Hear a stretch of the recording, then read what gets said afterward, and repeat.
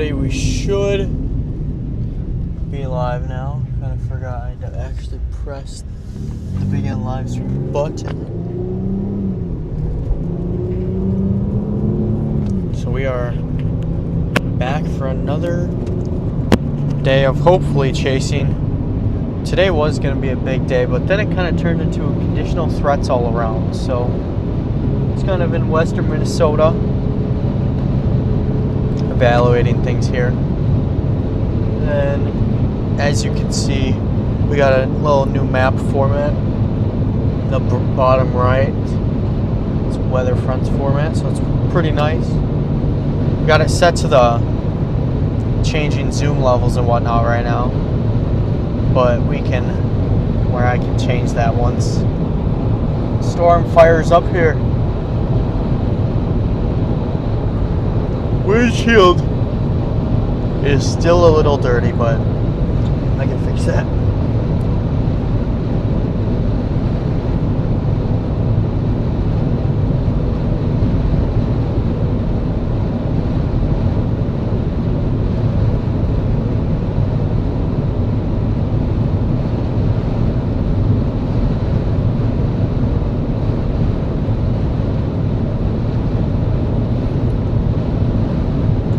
Storms initiate out here in western Minnesota, things could go crazy pretty fast, so just got to get on top of any cell that might form right away.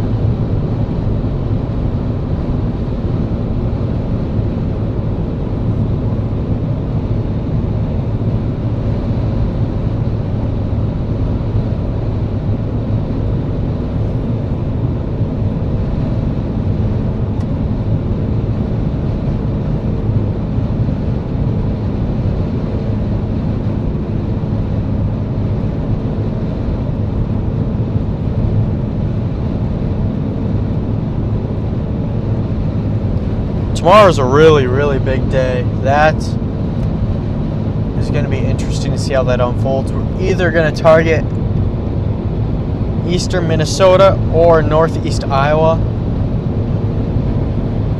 Part of me wants to target eastern Minnesota, just kind of because that's where I live. Just because something happens close to home and you miss it, it kind of sucks. So yeah. We shall see. Roof camera is not up and running at the moment just because it's so hot outside, but no storms have even formed, so it's not anything we need to worry about, luckily.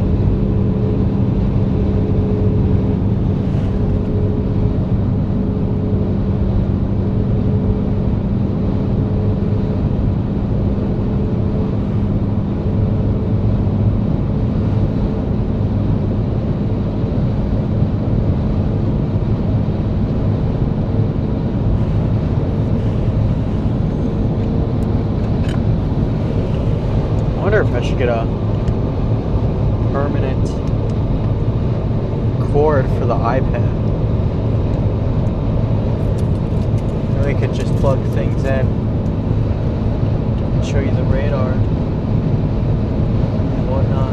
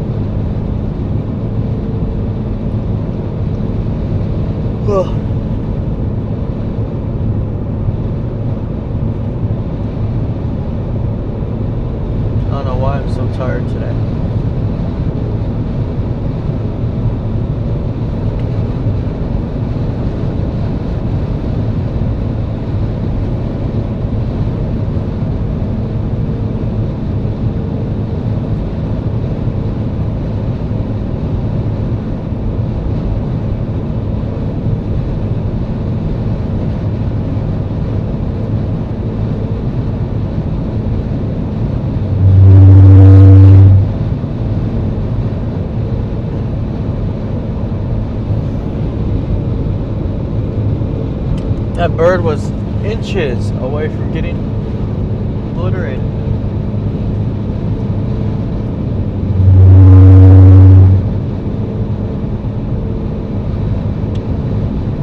Let's see, this should work. There we go. So you can see my location, which is a little bit off right now. I don't exactly know why. Because we are actually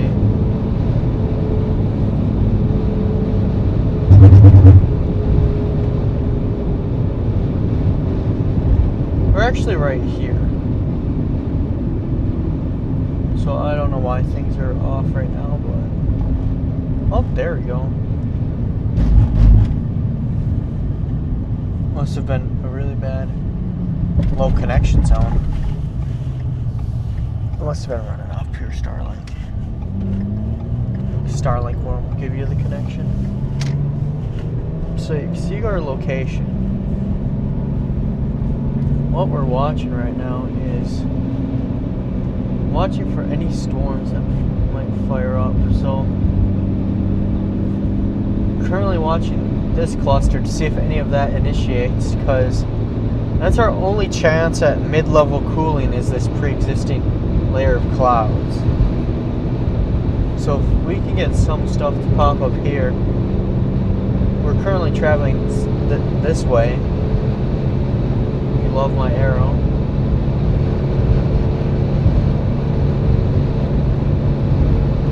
So the goal is this stuff goes up, moves this way, and then we move that way. We meet it in the middle right here. If things initiate. Play a loop here. Seems like we have no signs of it initiating right now, so. And this is just residual stuff left over from the first initiation attempt, but nothing robust is attempting to happen.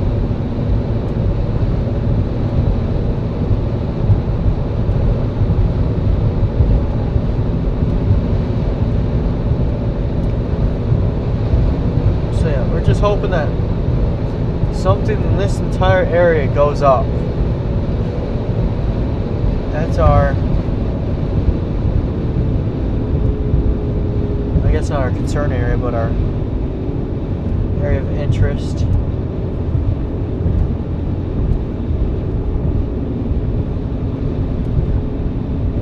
I don't think a single model, maybe the H-R had some stuff.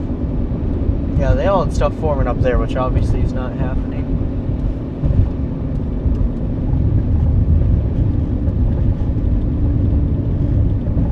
Because our Canada play just seemed a bit iffy. And then tonight things get messy. And then there's tomorrow. And I think the RRFS.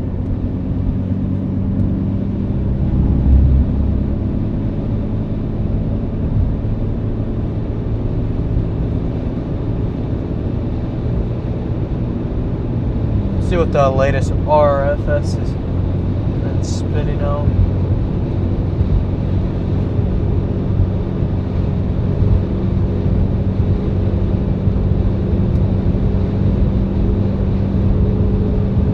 Yeah, RRFS had like crazy amount of cells, which obviously that's what it does, but we're hoping that one of them, sometimes it is right in initiation when things come true, so would be nice to see that happen. Still have no clue. Then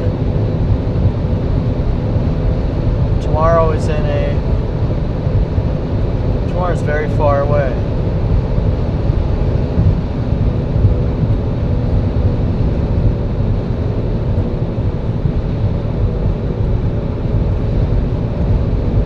Yeah, so we got that stuff down by Red Wing for tomorrow. Red Wing, Davenport. Basically, choose your fighter. I think they got significant tornado potential, so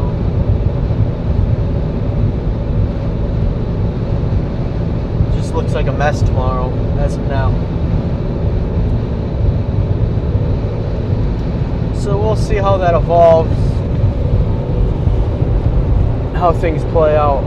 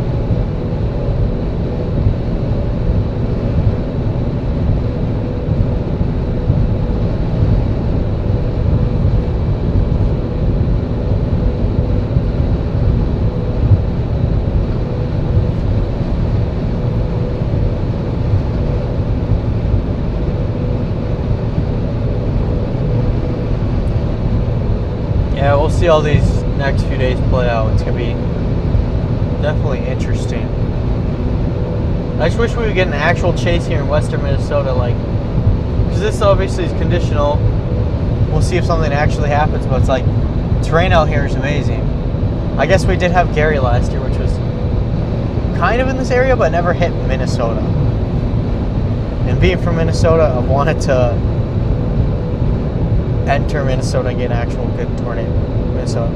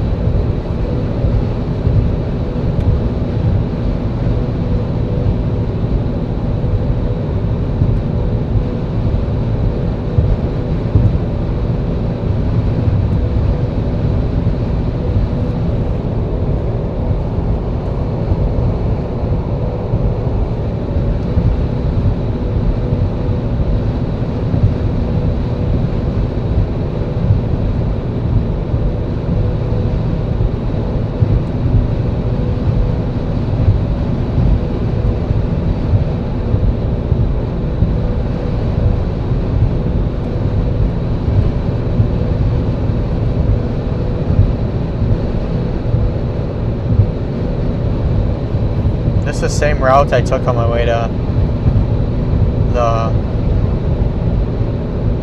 day in Gary. Very interesting.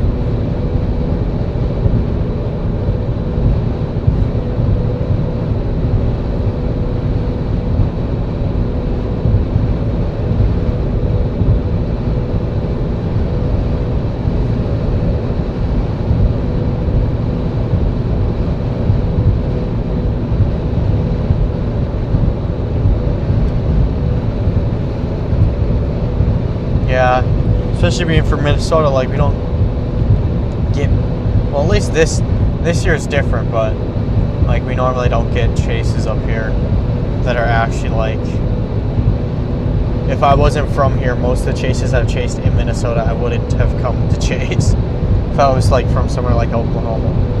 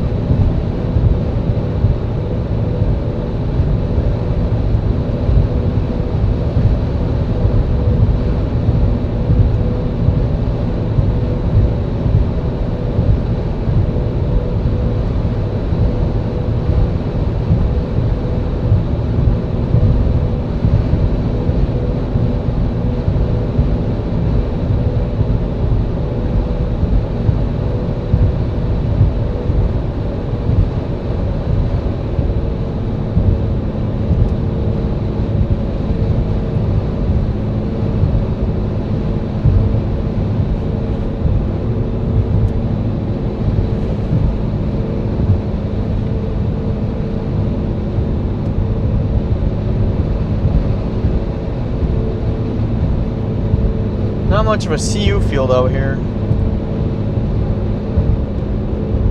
Just one of those days where probably storm's not going to happen, but if it does happen, it would be absolutely insane. So you just got to be out here just in case.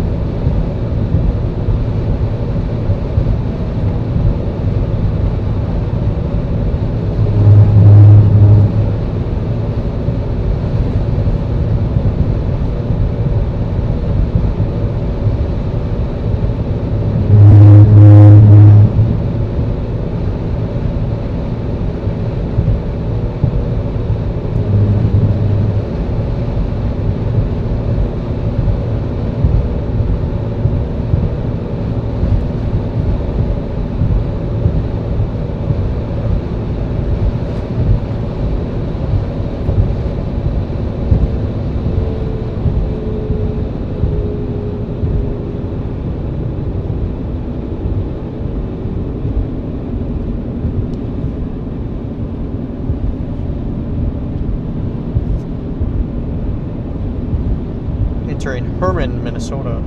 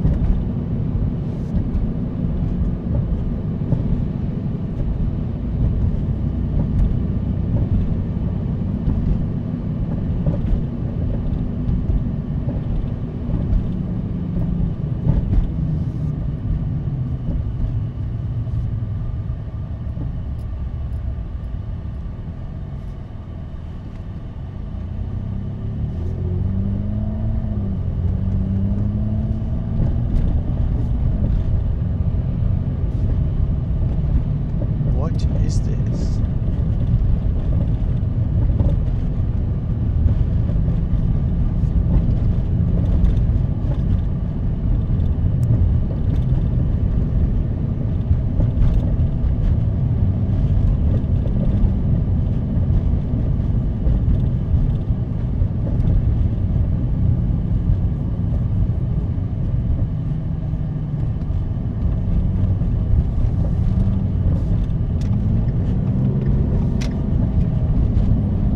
Tractor.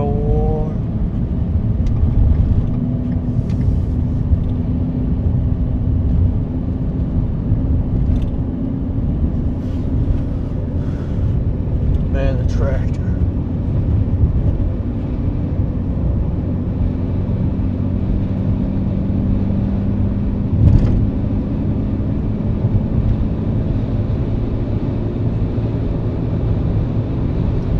Maybe I'll buy me a tractor and I'll go storm chase. Off-road vehicle. Except for they don't go fast.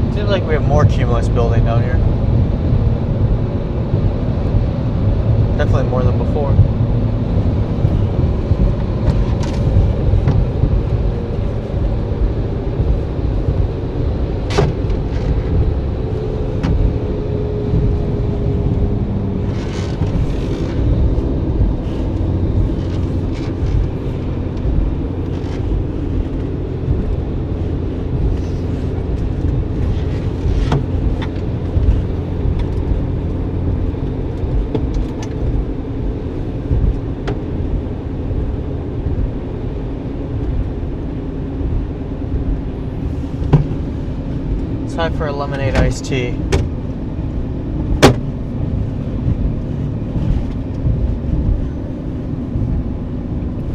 Gotta crack it on the mic.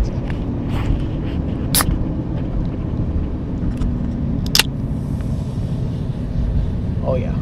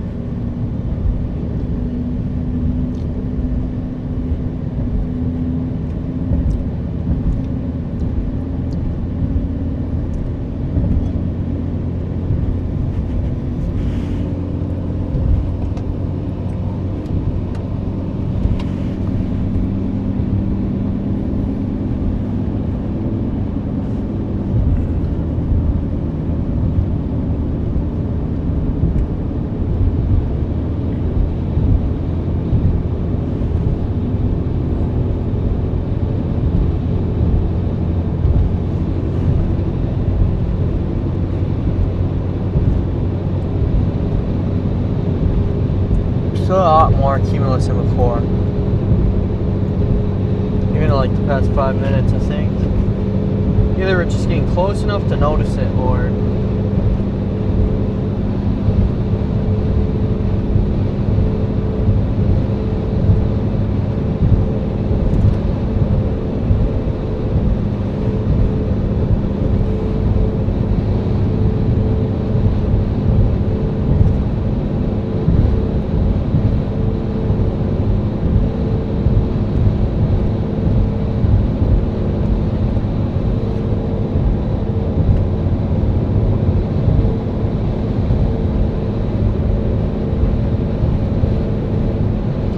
Benson is supposedly 80 over 75, which would actually be insane.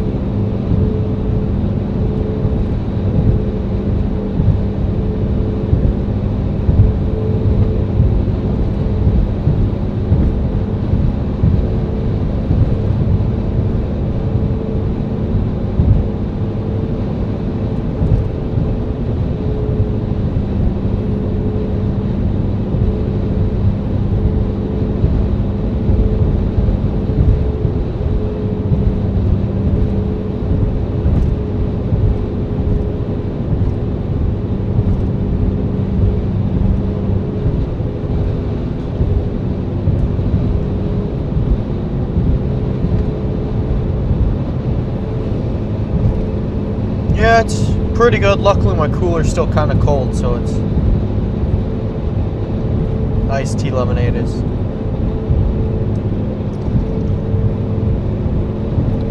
not warm at all.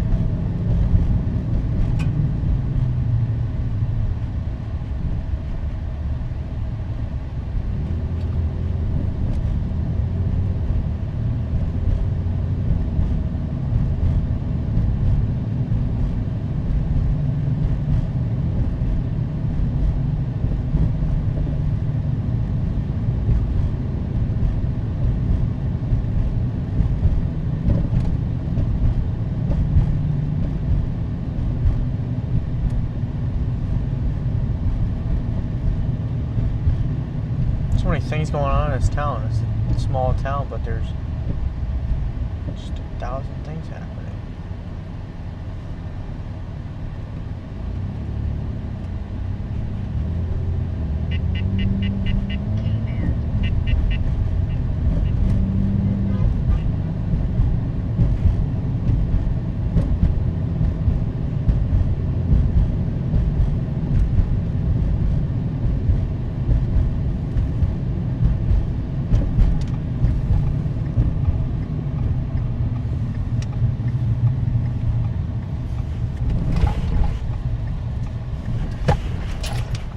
Might as well get gas for fun since I'm here.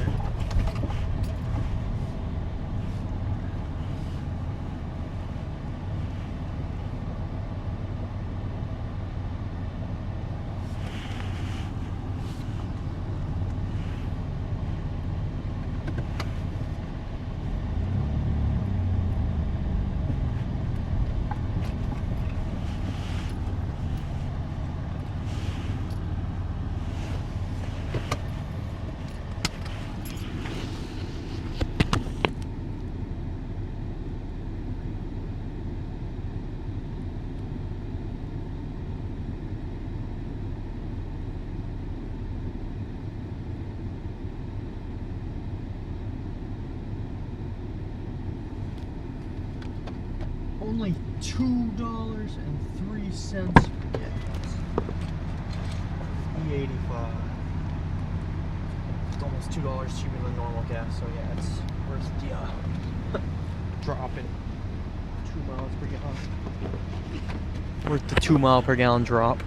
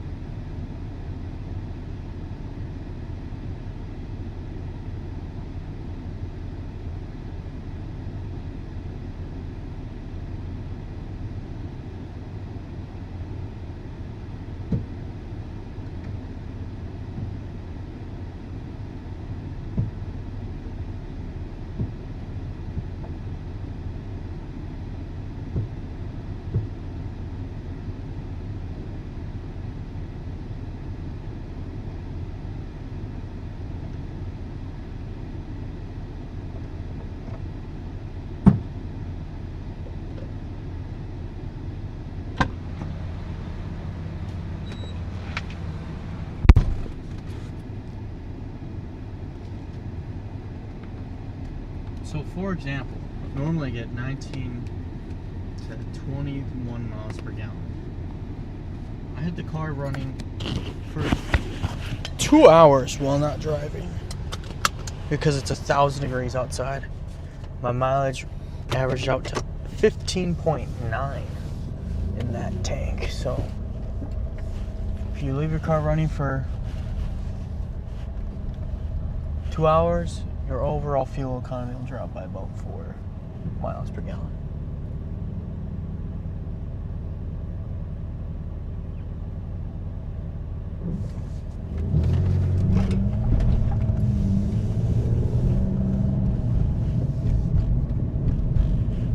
Just some interesting small statistics on the day.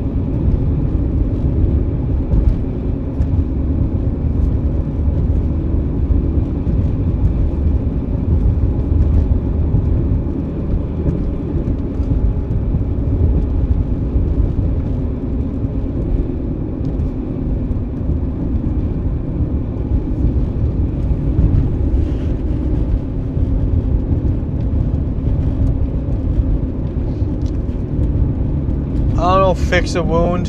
Things might not go down today.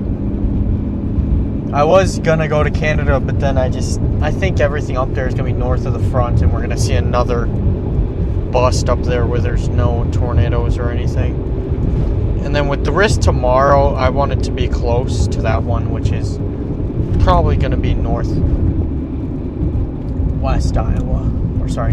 Iowa. So yeah, I just wanted to be closer to that one.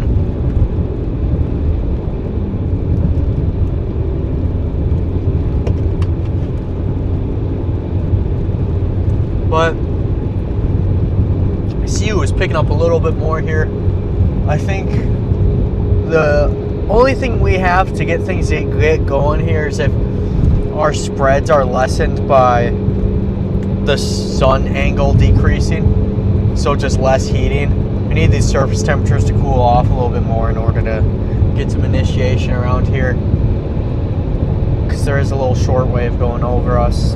And I did like the negative pressure we were seeing, the 500 millibar jet streak, the little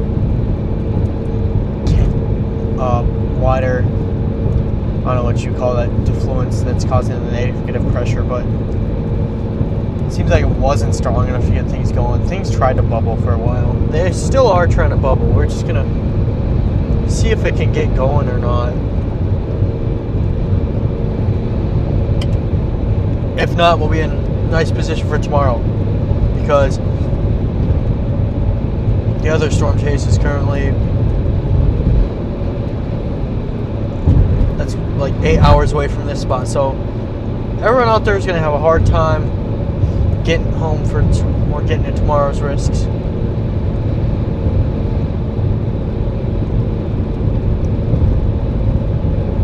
Just see how fast everything out in North Dakota goes upscale. Because if nothing happens everywhere, this was the right call. But if something happens there and not here, this was half and half the right call. Because yeah, I didn't get a crazy storm, but at least I'm not driving 20 hours straight. Well, not 20 hours, but I think it would be actually like 12 to 16 hours, depending on where you are. And then if something happened here and happened there, then everybody wins and I'm closer. If something happened here and not there, and then that'd be a super win. So there's a win in every single option with this play, which is why I chose this spot. And then chaser convergence. Not as much chaser convergence over here.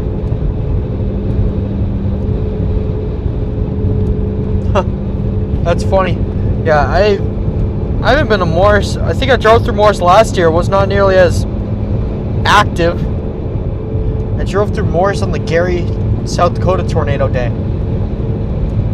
Went up towards, it's that town that's hard to pronounce on the border of North Dakota and Minnesota. Wahpeton. And then dove south on 75. Went through Millbank and tried to get to Gary and Clear Lake.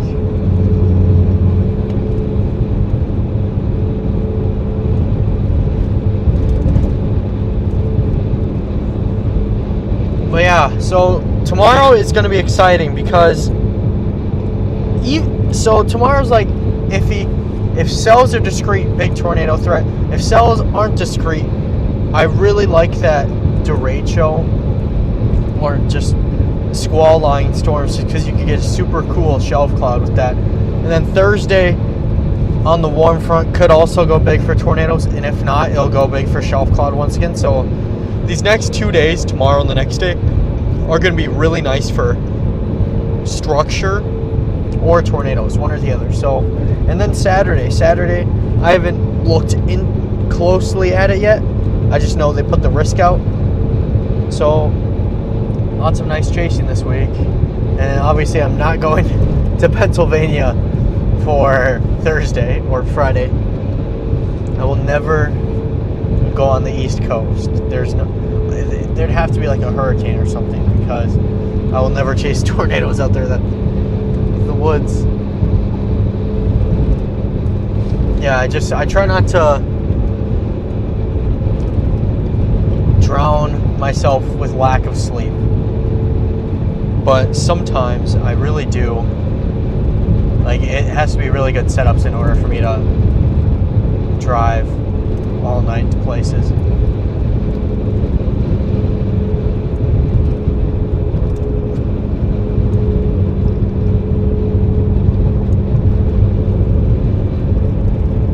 We'll probably stop in, I'm guessing, Benson. Yeah, Benson's probably where we'll stop and then evaluate things, and then we'll wait a little bit longer if things don't look promising. Well, I'll probably just start heading back east, and then if things suddenly go crazy while I'm heading east, I might, if I'm close enough, I'll turn around. But I'll make sure it's almost a done deal if I decide to be done. I think our last bet is that area just north. I can actually show you guys real quick here. I have to unplug this and plug this in.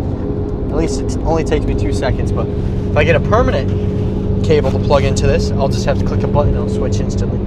But so as you can see, we're right here just south of Morris. Both those blue dots are made. So I think our last chance is this area right here, and then kind of this whole thing. I'm hoping that this little like cloud cover can cause temperatures to cool off enough to lessen those spreads. So I'm meaning to have observations on here because I just haven't turned it. Well, we can look at the current live temperature. Yeah, you can see it's widespread. Upper 80s, lower 90s everywhere. Where's ours? Should be surface observations here somewhere.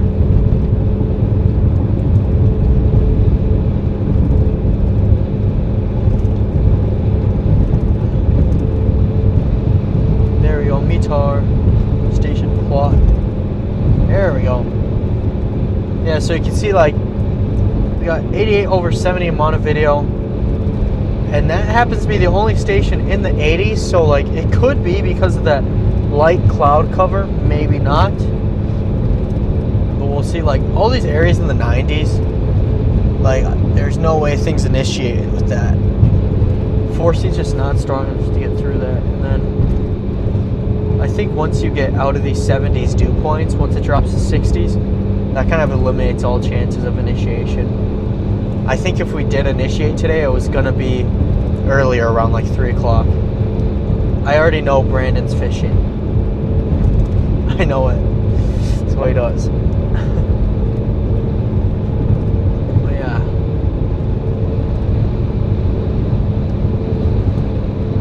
And then we have everything out in North Dakota that was firing way out there.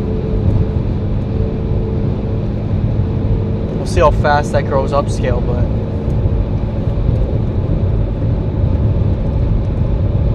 storms out there trying to get going.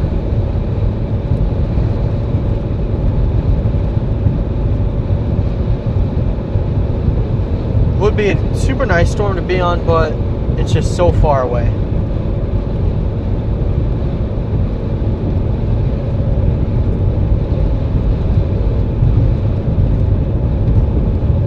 Let's see, where is the ads? We don't want an ad. Let's see, Morriston, North Dakota.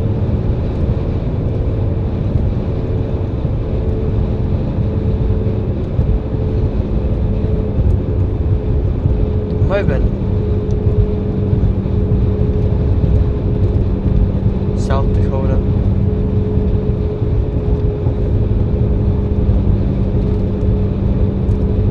Yeah, so that sells about 5 hours and 31 minutes away. And then tomorrow's risk, if it ends up being near Dubuque, yeah, that's a 7 plus 5. So that means that would have been 12.5 hour drive for whoever's out there.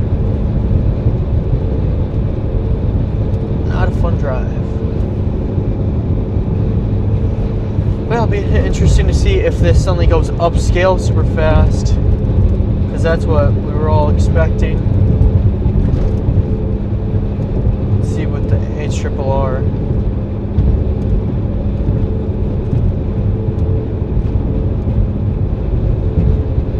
The latest model run, just to show you guys tonight's outlook. 4 o'clock. 5 p.m. So I had those shells going up to 5, and then 6. And by 7 o'clock, everything gets upscale. We had the little blips in southwest Minnesota that tried. Even one in northern Iowa.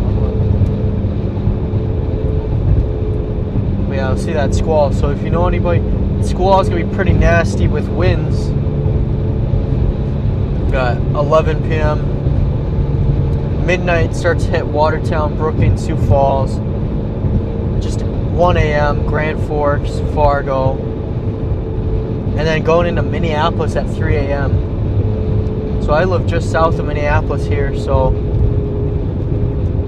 I live in this area. So I'll definitely wake up for that and see if that has a really nice shelf cloud and get some video on that. Because obviously shelf clouds excite me a lot. But I swear, lines like this always die right before they hit me. So we'll see if one actually stays intact tonight. And then that thing stays strong all the way through Eau Claire and La Crosse, maybe. All the way out to Wausau. And could still be strong by the time it gets to Green Bay. But so yeah, very, very big squall. And then tomorrow, the models just looks like an absolute mess.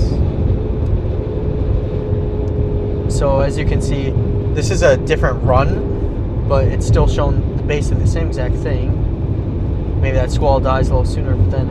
So we got 1 p.m. tomorrow. Oops. Don't want to spoil the fun. 3 o'clock.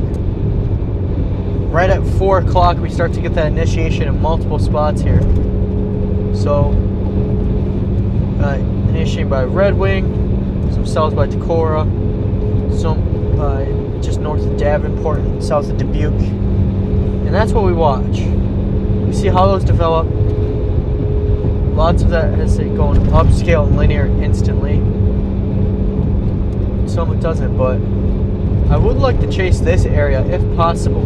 I know it's the mountains and stuff, or I guess mountains to me, but it's just like a nice close to home area. I'd rather chase there than I would. I don't know, down here's not too bad. I'd chase there. We chased there earlier this season with that one tornado, Lena, Illinois, that almost got an EF4 rating, high-end EF3. And then Chicago gets hit at 9 p.m. I'm trying to get to Chicago tomorrow night,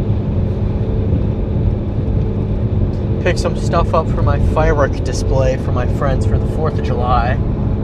So killing 2 birds with 1 stone on that. And then the next morning we got another squall line that goes through. I hope I can be able to do that, because the place I'm picking stuff up from is down here. And they open at 9, so maybe that squall moves a little bit south, but if it's by 10 or 11, maybe I can get up to here by then. Because if you know Chicago, from here to here, normally would take an hour anywhere on the planet, but that's going to be like 2 hours in Chicago. Because it's got like the worst traffic on the planet. I might have to take the detour around everything, just because avoiding the tolls and whatnot. And just for fun, because we like looking at it, because why not? We'll look at the RRFS, which quite literally will show doomsday scenario for every single outlook you could. It's basically just doomsday scenario. So RRFS today had this cell at 2 or 3, then at 4 or 5 just shows insanity going on in western Minnesota. And it's 5 o'clock right now, we got nothing. So kind of expected, but a lot of models showed it. So overnight, RRFS just shows mega storms, which No, there's a 5% chance any of this happens, but sometimes it's right, but it probably won't be. And then tomorrow, RRFS is actually bullish on storms for me tomorrow. All across the warm front up here. Some models actually have been showing that, which is kind of interesting. And then, yeah, that's everything kind of gets avoided. Even more storms forming at 5 and 6 o'clock.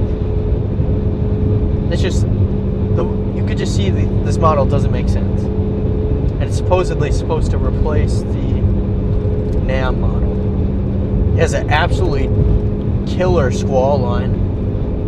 Or, I don't even know what to call that going through Chicago tomorrow, on Thursday. And then, around the country, yeah, that's about it. Everyone, nothing much in. There's that severe threat in Northern Virginia tomorrow. Let's see what the NAM looks like, because we have not looked at the NAM yet. Also, I guess the RRFS V2, which I don't think is on here, is supposed to be the better version of the RRFS. It could be this one. I think it is. The V2. It's supposed to be the more accurate RRFS, the one that's actually replacing. So we'll see how this had today going. See if it was right. This run was from early this morning. It takes a really long time for them to release it, so it just has a few blips going around, 2 or 3. Which is kind of accurate. We had those blips. It was really accurate on that storm up in south of Winnipeg. Just the fact that there was a storm. It has more stuff exploding at like 6 or 7. Probably won't happen then. Has the squall line going through.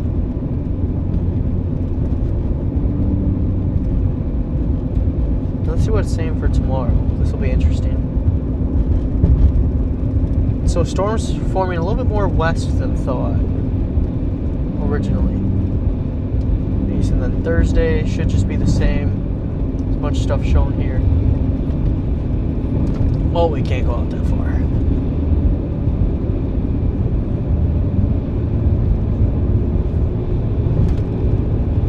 (18Z) NAM is out, so we can see what that's saying for today. Sorry if I can't look at comments right now. I will look once I'm done looking at this in 5. Probably a minute here will be done. Yeah, so even the NAM had initiation going up here, which was like, that's why it was like so convincing. It's like, if the NAM initiates, that means there's pretty good. It has a long track cell going just south of us right here. But it's 5 o'clock right now, nothing's formed, so just give it another hour or so, just in case. Then tonight with the huge squall line. I wonder if Nebraska convects. That was something I was watching earlier. But that will not be till way later. NAM's scenario on tomorrow might be interesting. Just note, NAM always favors linear storm mode. So it just favors lines of storms instead of discrete most of the time. So an arc of supercells up in north central, kind of just central Minnesota. 7 p.m. the supercells down in Iowa.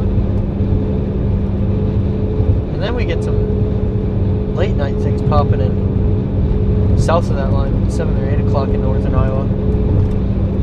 And then I'm guessing mega line for Illinois the next day. Yup. Well, yeah, that should be some very nice and interesting stuff going on.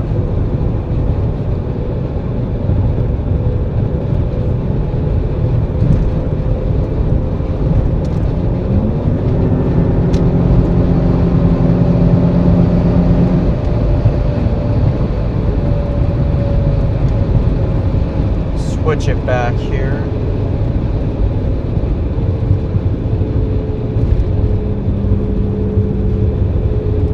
Quickly just take this cable, plug it into here like this, and boom, that's how we switch. So yeah, that's what goes into switching. I just move that cable.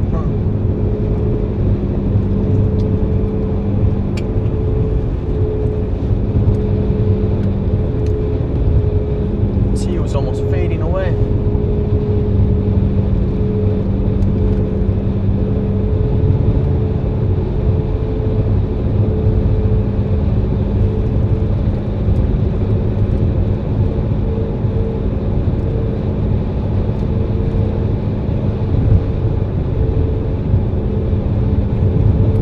See how the traffic is in Chicago. It's gonna be a Thursday morning, so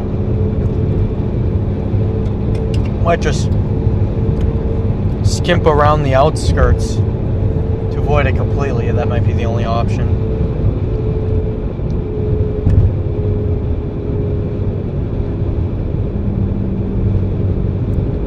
Yeah, but things are just more and more disappearing on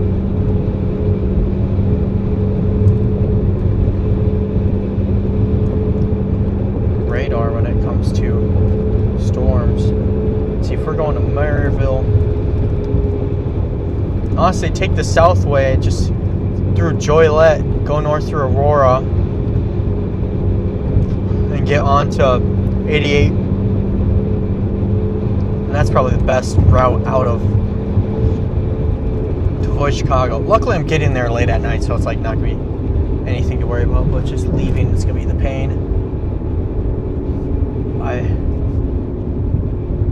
Says people who know I have a strict diet that I impose on myself just because I like to give myself pain, I guess. But I probably might break it just to eat some good food in Chicago. But I don't know what I would have. Like, I like Giordano's, their pizza. But the thing is, I always get it. So it's come to the point where I'm like, I should probably get something else when I go down there. It's like, I think Giordano's just, I think if they haven't, they're about to open in the Mall of America. So once I try that, I gotta compare, see if it tastes like Chicago Giordano's, because I know certain things, like when I had Whataburger in Kansas City, it tasted nothing like the Whataburger down south. So sometimes the locations can change things.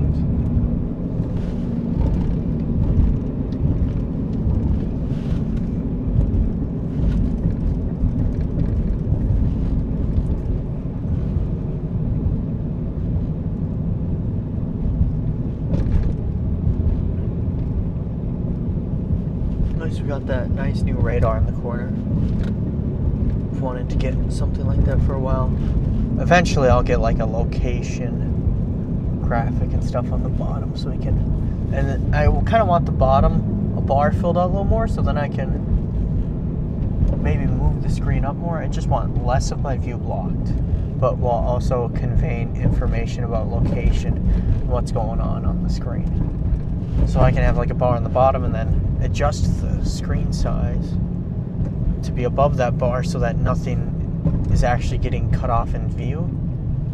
So I think during that tornado in St. Libory, where I was super close, when I was driving away, the radar was cut off in the view.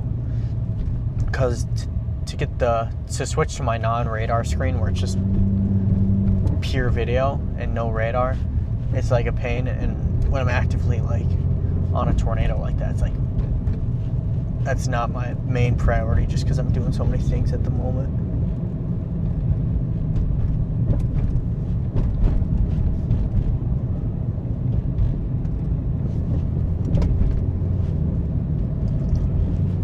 I also did treat myself in Fargo today because I drove to Fargo to determine my target area, if I was going to go to Canada or if I was going to go down here or to western North Dakota.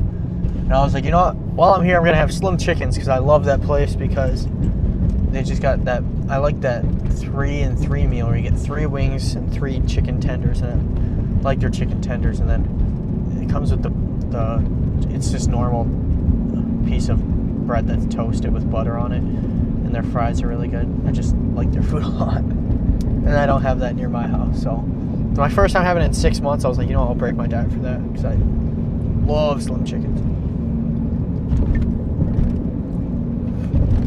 That's probably my top 3. I guess I'll say fast food place. Top 3 fast food. It might be number 1 for me in terms of taste. Overall taste. Just because the ice cream good, the chicken's good, the fries are really good. I think Some Chicken's my number 1 overall favorite place. Number 2, I'd probably put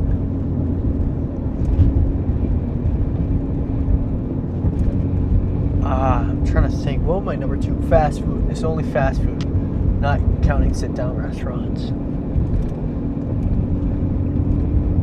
I'd say I want to put Cane's up there, but at the same time, it's like without the sauce, Cane's food isn't all that crazy. And I don't know. I wonder if he just got over, just let me pass. What a G. W him. W for that guy.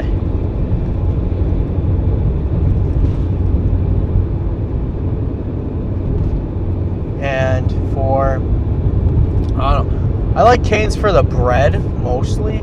I like their fries. Some people don't, but I really like their fries. The Cane's sauce is good, and then I've never tried Cane's ice cream, but I like their chicken noodle soup and their macaroni and cheese.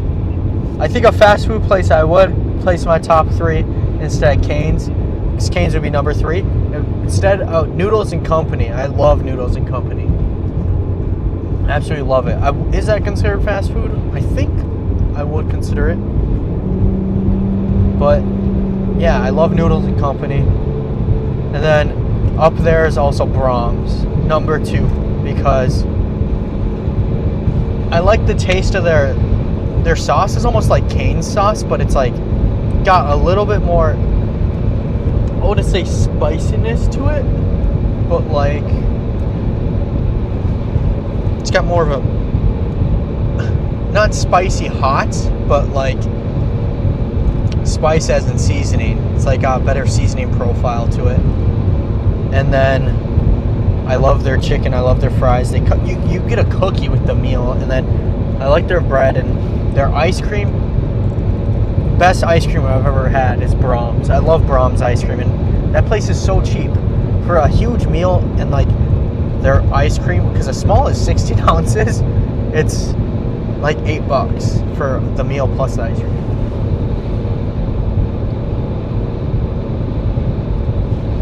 Yeah, what I have been doing, because normally I package my own food. So either if I can meal prep, I just package my own food and I just face the fact that I have to eat it cold. And that sucks, but it is what it is. But the other thing that I do is, you know, I've stopped doing this as much just because, like, yeah, it's low calorie, high protein, but it's got no like other nutritional factor. I used to just drink like the Fairlife proteins and then the Quest protein chips, but I was like, it wasn't giving me energy because there's like no carbs, no fats, nothing like that. So it was like, so I kind of up things a little bit. And what I do now is I will get either a double quarter pounder, and it depends how hungry I am. I'll get no bun or anything, just the patties and cheese, and I'll either get the double quarter pounder or add 2 patties to it. So it'll either be a half pound of meat or a full pound of meat. And then I just have my potatoes and vegetables that I pack that I eat cold, just to get other like good carbs and nutrients in. So honestly, chasing it, I do feel a big difference from when I used to chase like just eating fast food and crap all the time versus eating this clean food. Like my sleep is a lot better, bathroom habits are a lot better, just because that's a big deal on the road, and I just feel better in general. It helps me kind of enjoy it more, and it's not always just greasy like trash in the car. Noodles and Company, it depends on where the location is, because I know they don't have much locations, but I always pick up. I just order on the app and then it'll be ready when I get there. And I've mastered the art of just from driving so much. Just holding the knee on the steering wheel and eating with the big ass bowl that they give you. So like, so it's pretty, just like, because all the roads I drive on are always straight. Usually if I'm on a road that curves a lot, I will set my food down and wait until we get to a nice straightaway, then I'll start eating it. Like yesterday on my way to South Dakota, I was eating a bowl of oatmeal that I cooked at home, put it in the car, and drove with, because I knew that, because oatmeal takes like 30 minutes to cool down. I don't know why. They need to use like oatmeal's insulation or something. Oatmeal's insulation to keep my house warm. I don't know, because whatever is in that is like thermoconductive, and just, I swear it gets warmer after you pull it out. But I just mix oatmeal with fruit. It's my favorite thing. I wish I had like maybe I need to get a portable microwave. I actually could. It depends how much room I have. Maybe I should do that, because I have a big cooler in my passenger seat.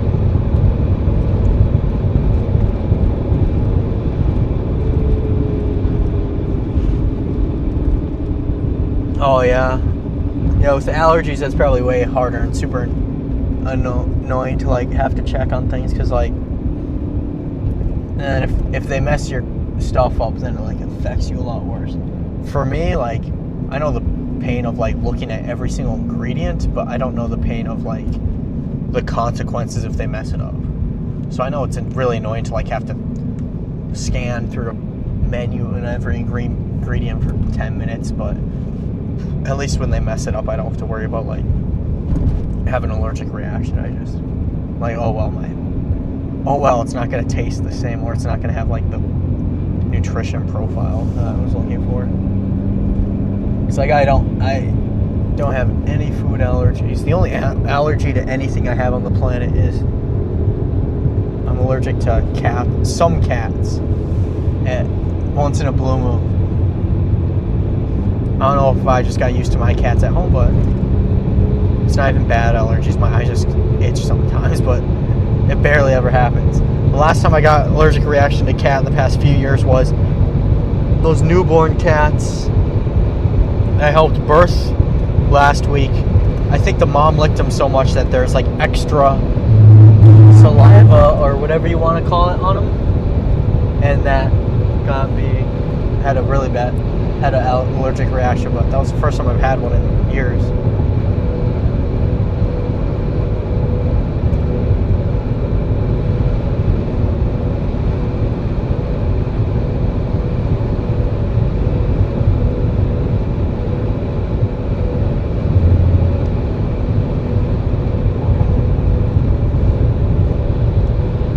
Yeah, so we're directly under that plume now. It's causing a pocket of upper 80s temperatures instead of lower 80s temperatures. I'm also watching an area of cumulus just to the south, just in case, but I think our chances are quickly fading for storm development.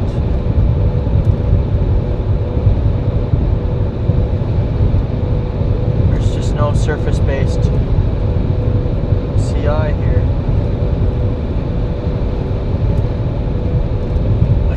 Excellent.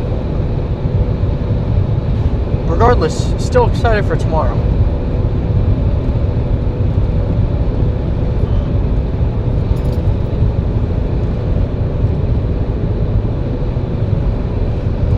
Noodles and Company, I get Wisconsin mac and cheese to think about it, and then or spaghetti and meatballs, or I only get this about like once every 20 trips. I normally used to get Noodles and Company a lot, but I don't anymore, just because I go through the cycles of when I'm trying to gain weight versus when I'm trying to lose weight. So like right now, I try to lose weight from the beginning of March till the end of August or September, and then from September till whenever I'll try to gain weight. So I haven't had it in a while, but when I'm gaining weight, I'll eat lots of noodles and company. Just kind of love it. And I'll eat so much of everything, but right now I'm just not eating a lot. Well, I make it seem like a lot just because I cook. When I cook stuff myself, I can get a lot more out of fast food. Just because cooking plain chicken, you can get a lot of chicken. Same with beef, vegetables, fruits, eggs.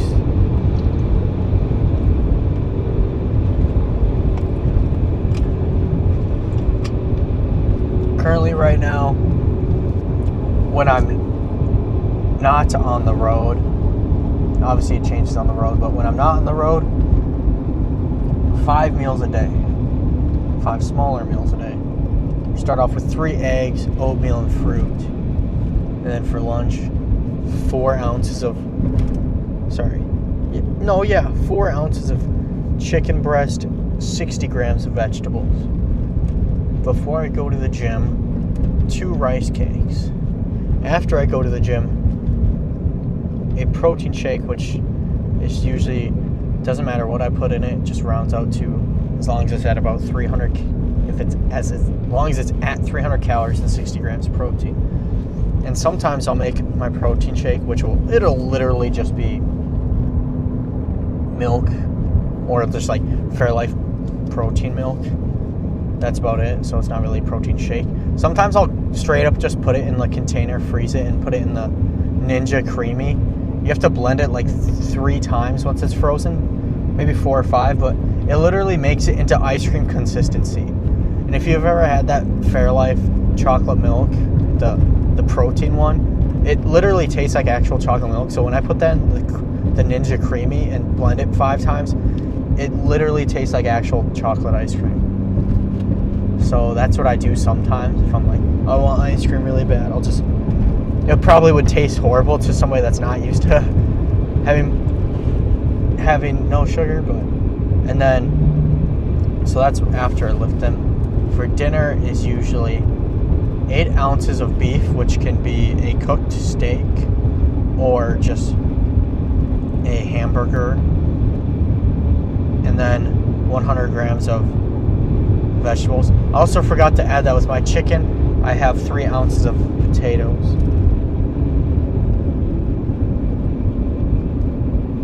That's my entire regiment when I am not doing this. Also, for those who don't know, the only reason I'm this strict is because I do. I'm not professional level yet, still amateur level, but I do bodybuilding, so I have to be really, really strict on this stuff. Obviously, for the normal person, I would never recommend doing this, just because it's not optimal for being just healthy in general. Bodybuilding is not a healthy sport. It's more so just people that may have just gotten body dysmorphia their whole lives, and then to where they want to look muscular and got small, and then probably 95% of bodybuilders have body dysmorphia, and they couldn't stop if they wanted to.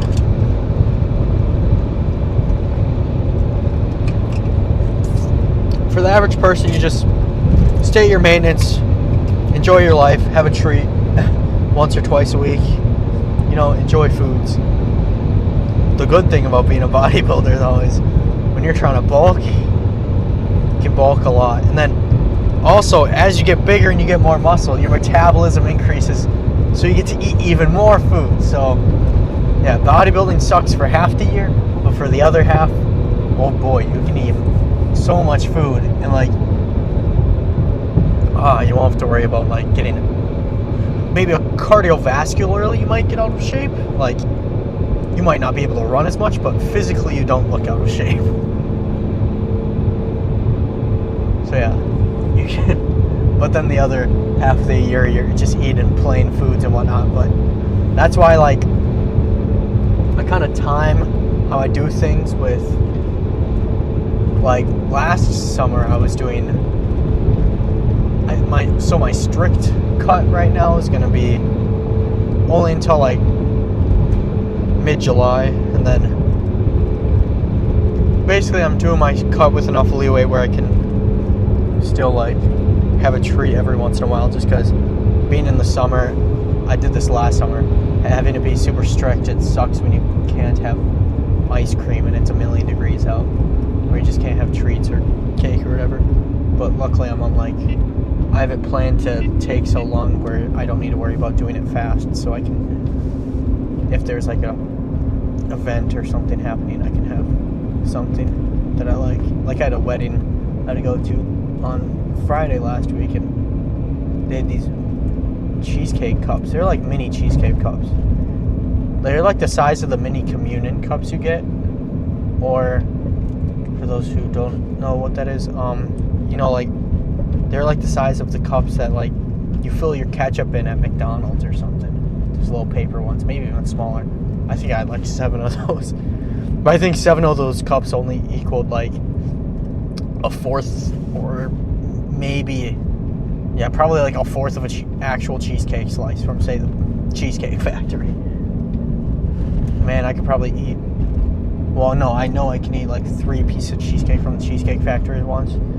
Favorite cheesecake is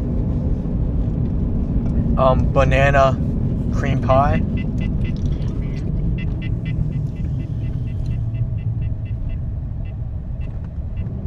Okay, I guess we're just excessively stopping. And then banana cream pie flavor for almost anything I just love. At Cold Stone, I have a creation where I do, if they have it, banana ice cream. If they don't, I usually do the vanilla cheesecake. I think it's just New York cheesecake flavor. And then they have them put bananas, whipped cream, and graham cracker in it. And if they have it, I don't think they have it anymore, sometimes they did, Nilla wafers. You put the Nilla wafers in there instead of the graham crackers. That's how you get banana cream pie ice cream from Cold Stone. Yeah, anybody that joined, I'm just yapping about food right now just because it's kind of driving around here and things are not looking conductive for Supercell. Rest in peace to everybody that came out here for a storm in Minnesota. At least I was already out here and kind of had business to take care of. I had to bury that kitten that did not make it.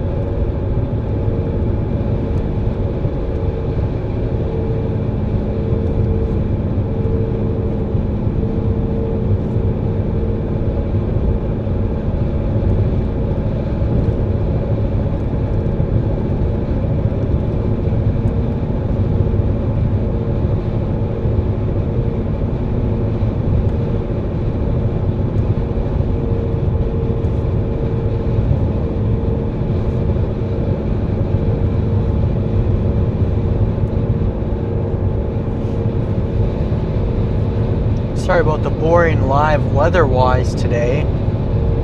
Not the Weatherize app, we do not like. Okay, I'm so glad. I just reloaded my thing. None of your comments were showing up, but I can see them now. Hold on, let me read through this because I was like hoping that I did it.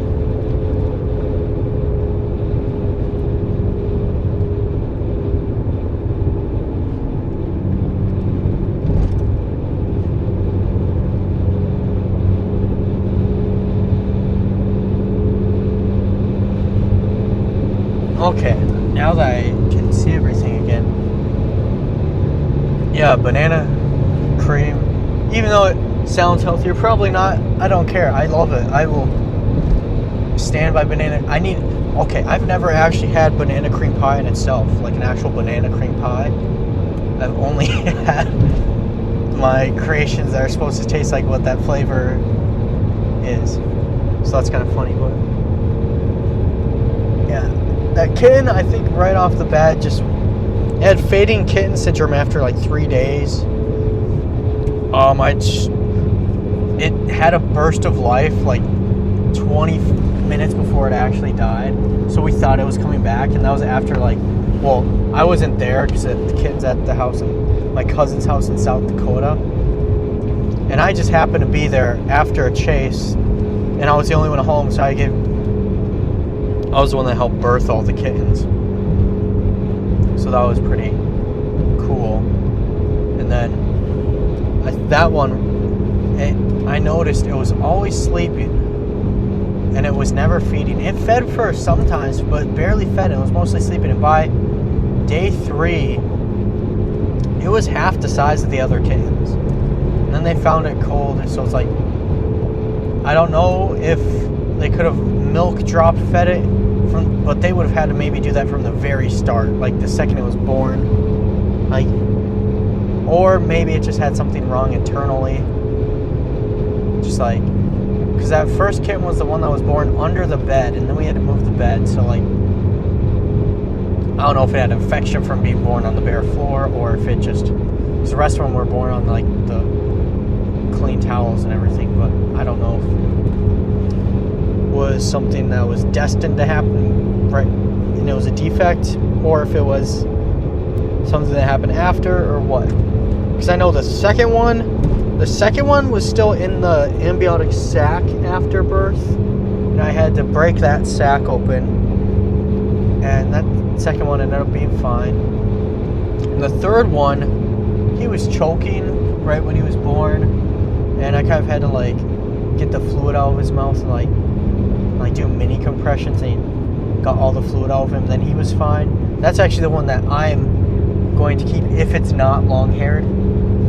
So I won't know if it's long-haired probably till the beginning of August. You can't tell for 2 months, but a striped cat. Yeah, it was my very first time, so I'd done so much research because I was just happy that I happened to give birth during that short time that I was there. So yeah, it was a good thing I was there because nobody else was home to help the kid. But yeah, that very first cat's R.I.P. We named it Lazarus because we thought we were going to be able to bring it back to life after it was showing poor health conditions, like the Bible story. But then he died. But he did give us that false hope, last push of adrenaline.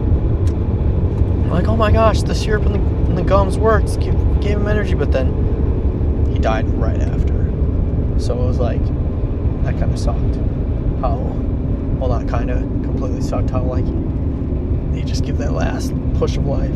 But I think once you hit that point, once we noticed, or not me, but once they noticed that he was cold, I think that was kind of the end.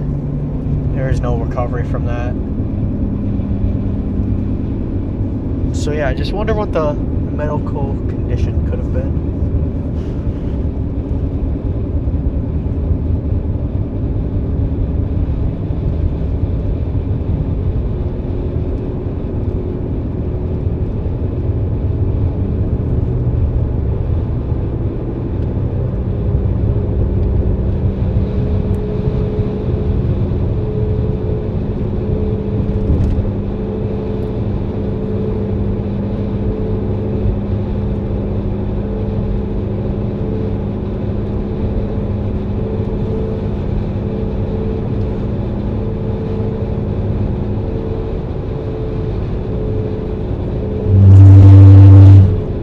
I wonder if we'll see a moderate risk upgrade for tomorrow for the wind event in central Wisconsin.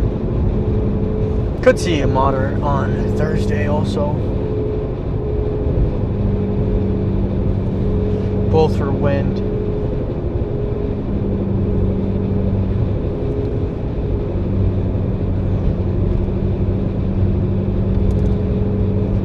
like our storms in North Dakota are not doing anything, so... Did our Canada storms fire yet?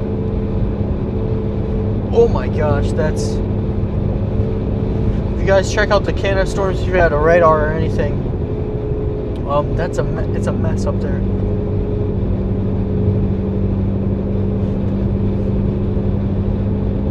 Oh yeah, Canada was not... Dude, people in Canada are angry probably. It's not look good up there.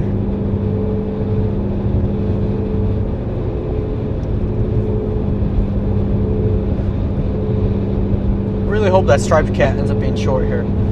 All striped cats I've seen as a baby end up being short hair, but you never know because the mother was long hair, but my sister's cat was long hair, and all the babies ended up having short hair, and the father of that. So my sister's cat, the mother was short hair. That cat was short hair, and then the father was, sorry, I'm messing my words up. They're both long hair cats, and all their babies had short hair. So there's a good chance that this cat ends up being short hair. But if it's long hair, I just can't have it. Just because of allergies and then long hair.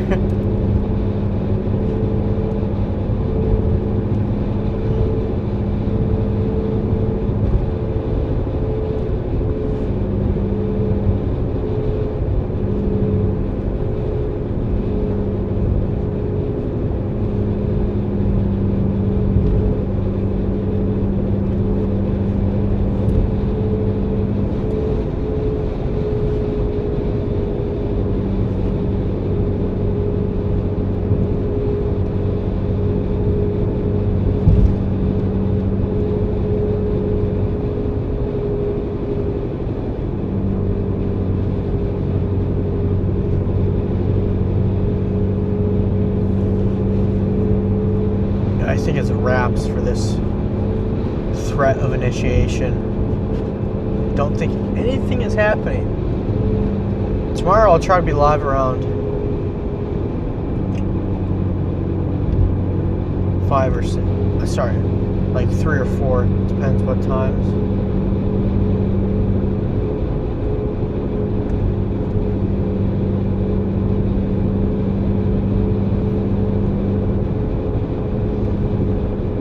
I'm just glad that today I was able, or this year I was able to get the only good tornado in May. And I was like the closest one to it, so that's a W, that's a win. So everyone else is like, this chasing year sucks, but for me it's been pretty, we had a very strong April and for what happened, a very strong May. So yeah, and then June, there's been nothing in June. Honestly, right now we're just kind of following this line, this little confluence line that was, or zone that was in the atmosphere, but I don't think anything is gonna form off of it. Today was kind of a long shot day. The only way it wasn't is if you went North Dakota or Canada, which tornado-wise didn't look all that great, and it was an extra 6 to 8 hour drive. And then tomorrow's risk is in southeast Minnesota, Wisconsin, Iowa. So that would have been like a 12, 14 hour drive total. So I was like, you know, let's just pick the middle target. If a storm happened to form right here, it'll go crazy, but storm did not form. I don't think one's going to. It's getting too late, and our area of forcing is kind of gone now if the window is passed. So just been talking about random things, and then tomorrow's risk. Tomorrow I'll be live at 2 or 3, where tomorrow's more certain risk. It's gonna actually have there's no long shot risk, so that's nice. Tomorrow's gonna either be good for tornadoes or good for really nice, pretty structure, shelf clouds and stuff. Same with Thursday, so that's gonna be exciting. So, a lot more exciting chases in the coming days.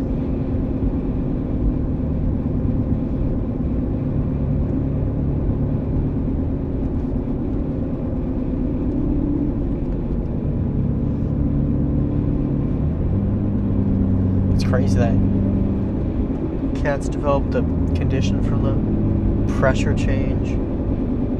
Cerebral palsy.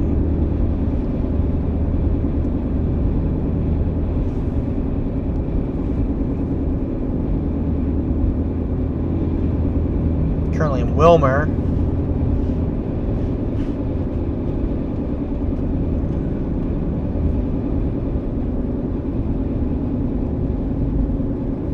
Yeah, tomorrow will be interesting. It's for Eau Claire. I know tonight, Eau Claire, it depends. Oh my gosh, we have a train. Very slow moving train. I have an idea. I'm gonna turn around real quick, right?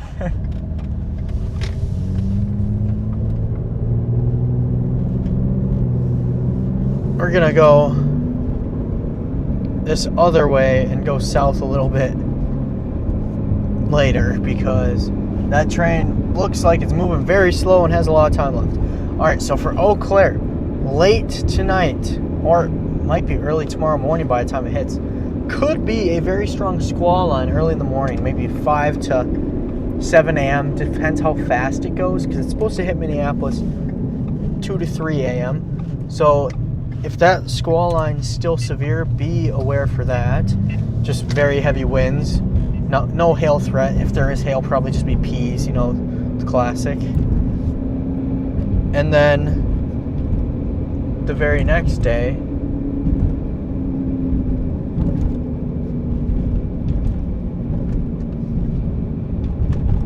my gosh,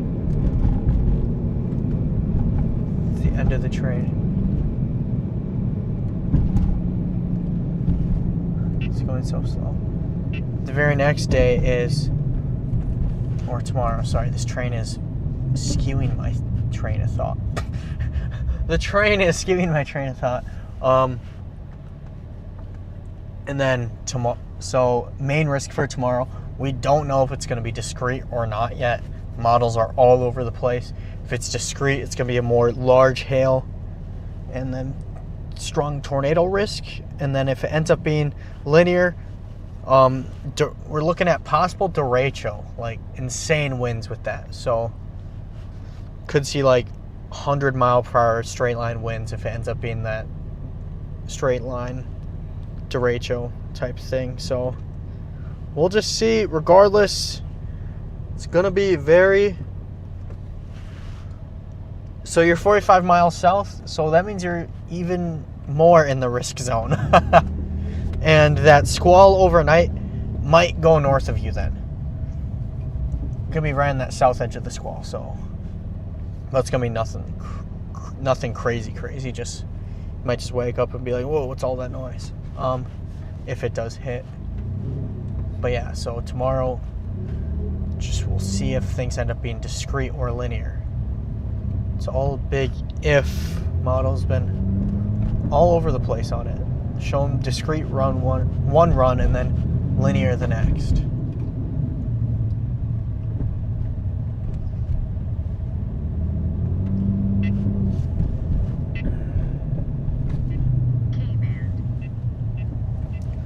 Everyone is going to the same exact place right here.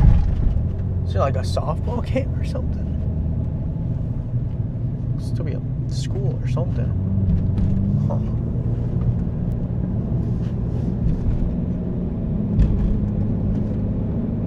Big track and field event?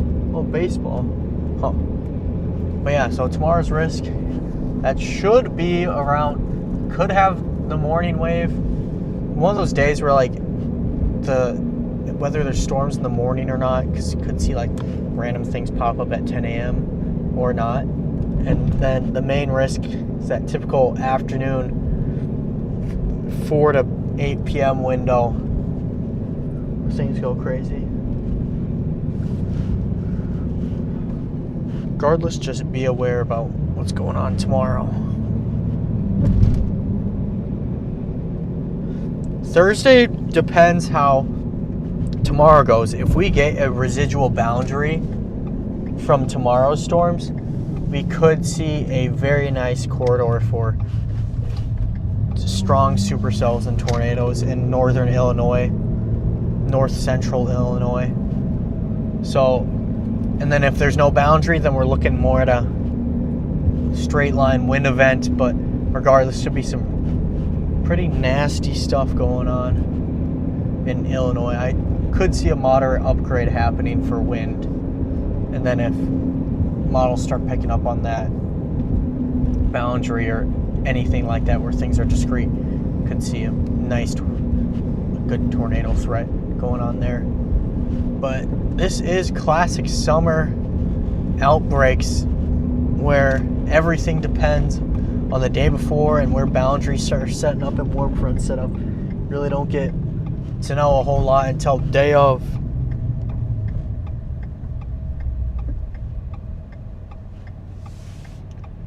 That train's going so slow that other place probably still has not been freed yet.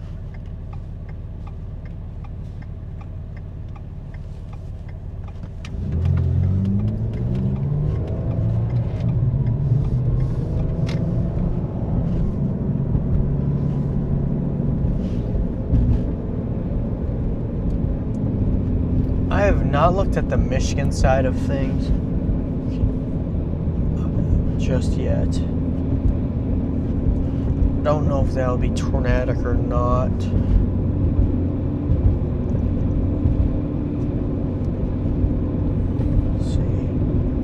Let's see what our NAM is saying for Michigan. Or even if it goes out that far. Might not.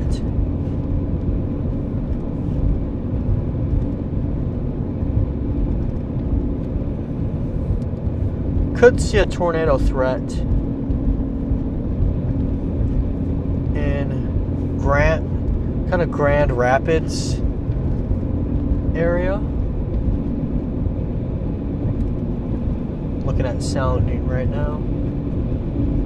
Yeah, I could see a decent tornado threat around there, around like 8 or 9 o'clock. I'll see if that would be discrete or whatchamacallit related. Discrete or linear, because the type of tornado threat's very different.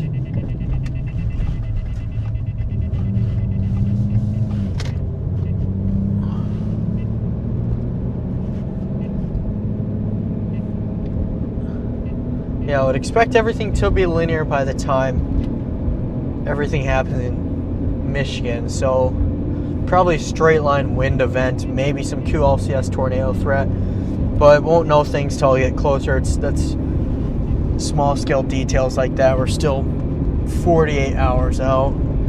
Usually once kind of tomorrow gets around, we'll get a lot more details about that stuff.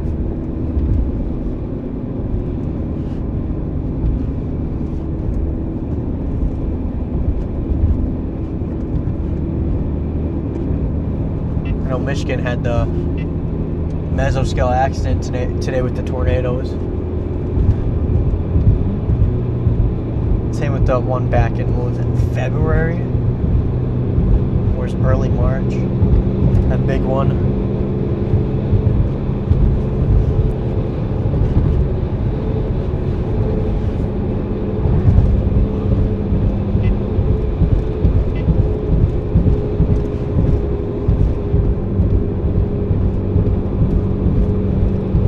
Wilmer's a big town.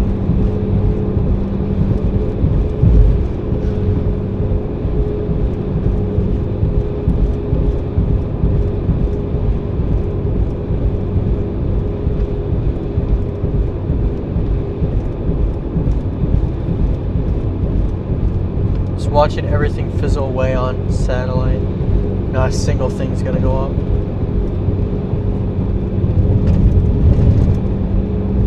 I'm excited for the rest of June and honestly the rest of summer, because that's when we get just the random days where people aren't chasing much, and then just get the random summer days where things explode, and it's not like 2 weeks of being constantly out there. It's nice not having to be out 2 weeks at a time. Just get to go out a day or two at a time. Yeah, I've never even chased or stepped foot in mainland Michigan. I'm not counting the Detroit airport layover as stepping foot in mainland Michigan. I've been to the peninsula a few times, but that's about it. Not been to the main mitten.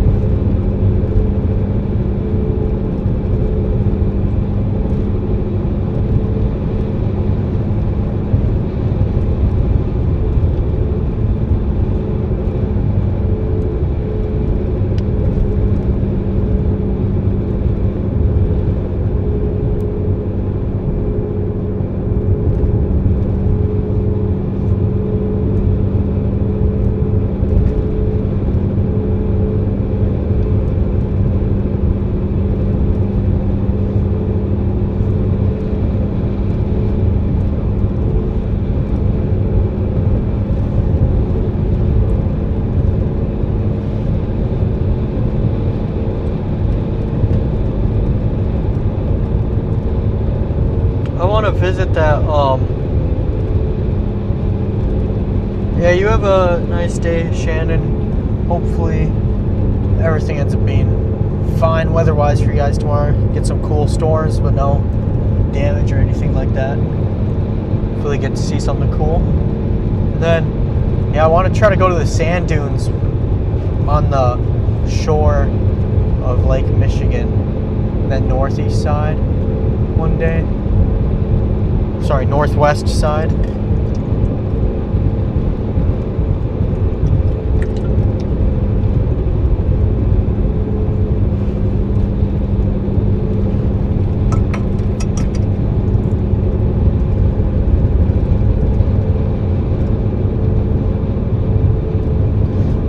Also, I've still never been to Montana. I don't know how. I've been to almost every single state west of the Mississippi, except for 3 states. No, yeah. Only 3 states I've not been to are Oregon, Idaho, and Montana. Been to Washington, California, Nevada. I guess I've never been to Alaska or Hawaii, but the contiguous 48.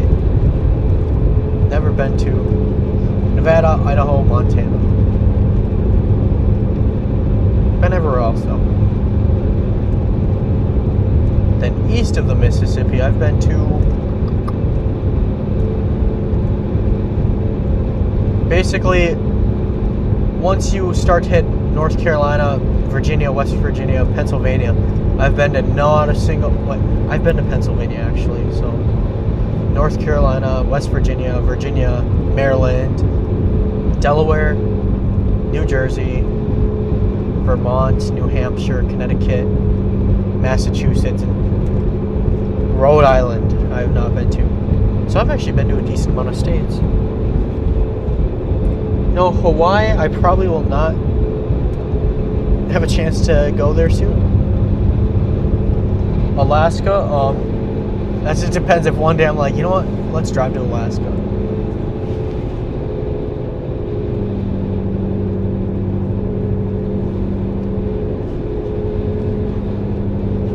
Seems like North Dakota's doing nothing tornadic so far.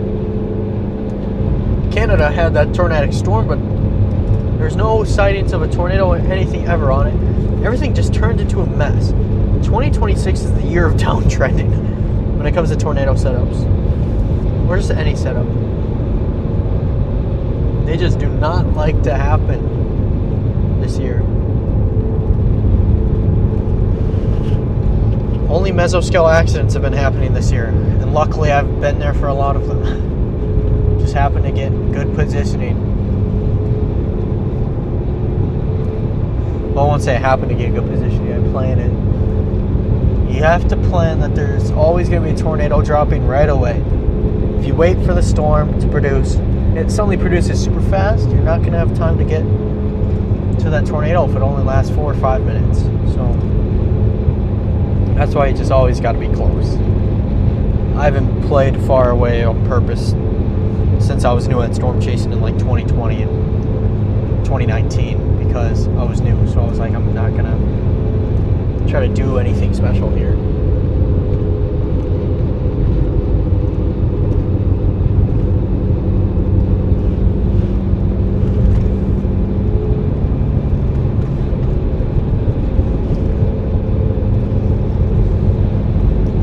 Yeah, it seemed like this year was almost going to go crazy at first because we had so much stuff in April. And then, like, started the year off with a Minnesota tornado out of all things. I don't, was that the first chase of the year? I don't know, but no, we start off the year Illinois-Indiana border in March with that Kankakee tornado. And I got right in for that after it was rain wrapped at night.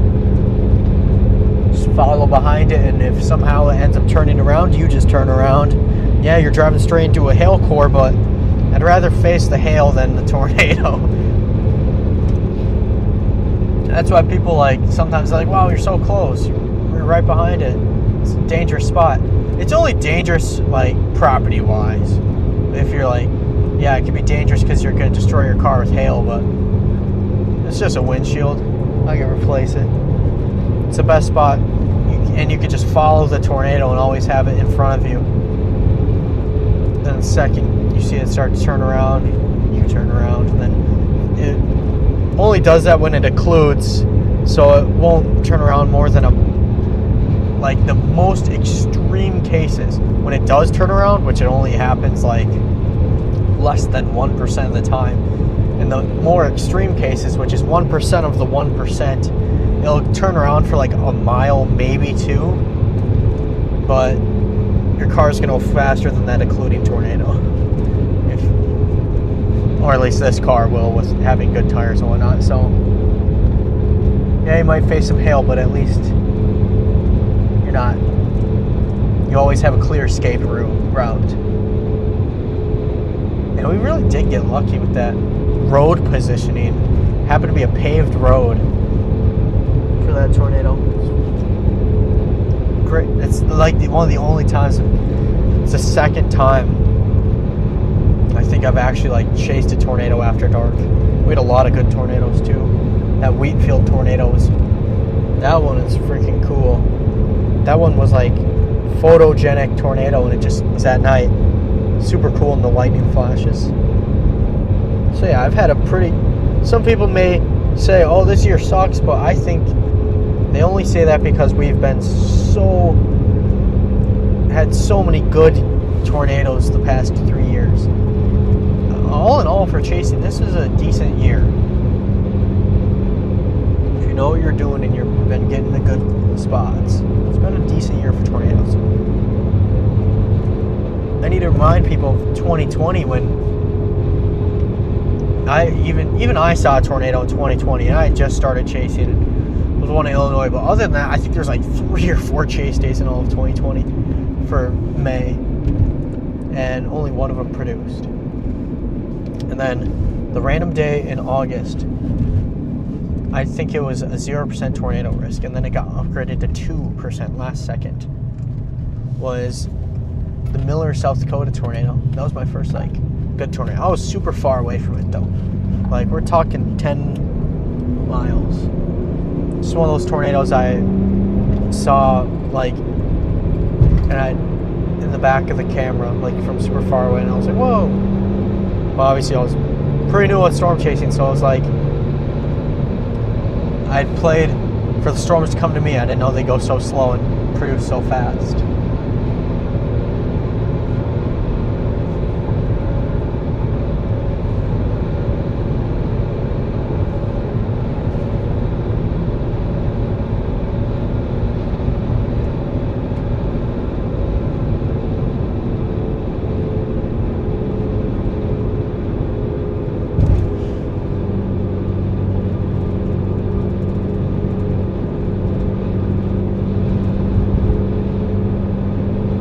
I do not know which chasers almost got in trouble with that one. I was wondering, was it Tornado TRX or I don't know. But all I know is it was like my first day streaming with Max, and I was like the only person that got in that spot. And then Max told me, he's like, yeah, from that moment on, I told Riley, I was like, yeah, we need to watch this guy. He may be a bit, like, people don't realize I back in the day, 2022, 2023, it was my person I chased with, it was Connor Croft. It was always me and Connor in the car. And then after it was Connor decided to go full-time, I did not. So then Connor was full-time and I stayed back. That's the only reason why I'm not big now. I just did not jump into the streaming full-time and like just full-time chasing stuff, because I was like, financially that's a huge risk, and I've just always been safe when it comes to stuff like that. So that's why people are like surprised. We're like, oh, who's this random guy? Like, I'm not really a random guy, just I didn't get into the social media aspect of it until recently, just because I just like to chase. And then I finally decided, you know what, I'll get into the streaming business of it. I helped Connor become what he is today. But then unfortunately, the fame may have changed him a little bit. Changed his attitude, behavior towards others. I'm not going to say anything else on that.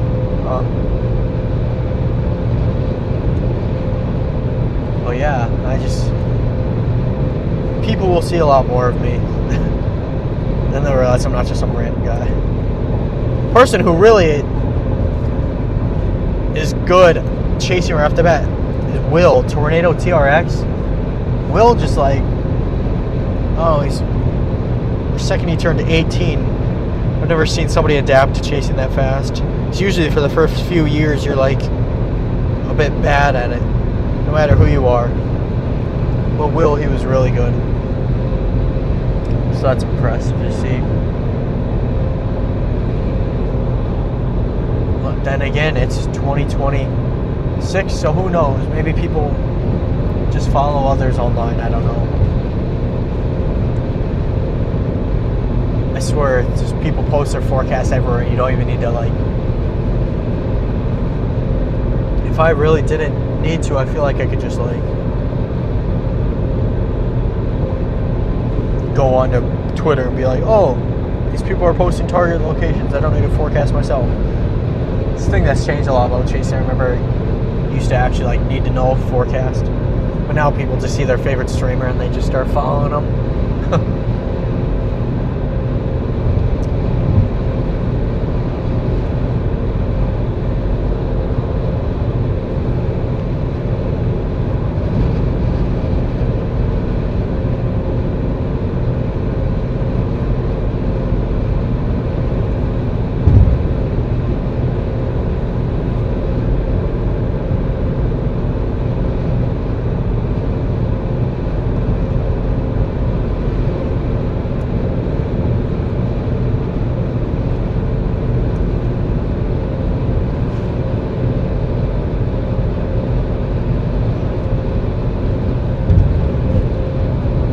How you doing, Christopher?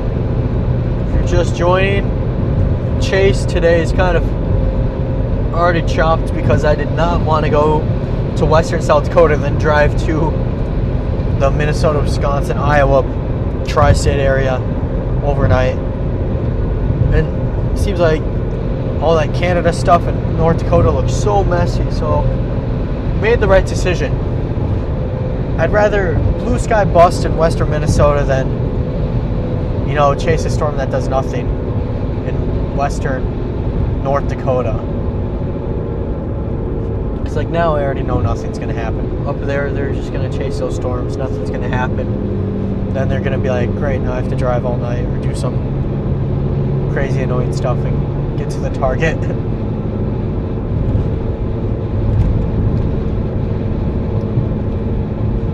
I'll be enjoying sleeping in my own bed.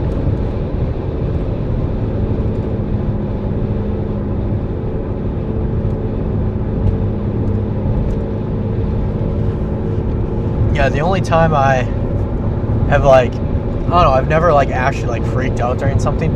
I'd like to yell just because I've kind of like to yell just because like almost like showmanship, like with that St. Labore tornado when I started screaming like at the car to get out of the way. That was kind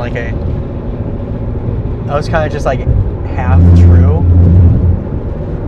Most of that was kind of just for the love of yelling to make it seem more intense, but I was like, dang, I went kind of too crazy on that one.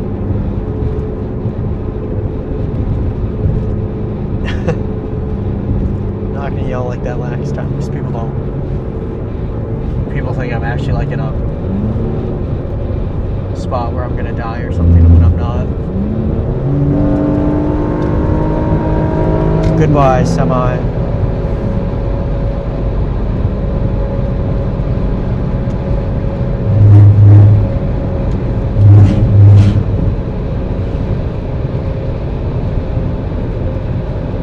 I think this year so far, I haven't driven much because I've just like, I've taken my bets on,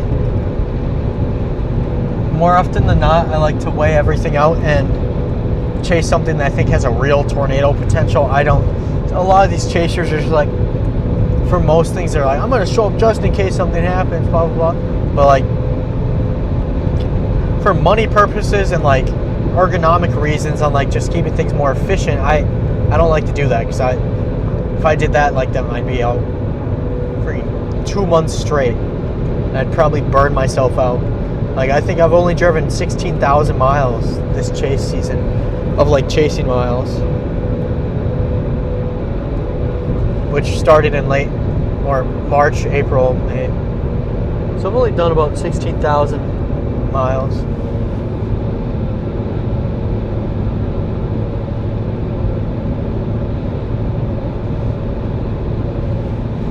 I'm sure by the time the year's over, I'll probably end up at like 25,000, if that's my high limit. Well, actually, hurricanes, so the hurricane chases, those will add a lot, just because the 2,000 mile drive for me just to get to Florida, then 2,000 miles on the way back. So that's where I'll see my bulk of my miles come from late season.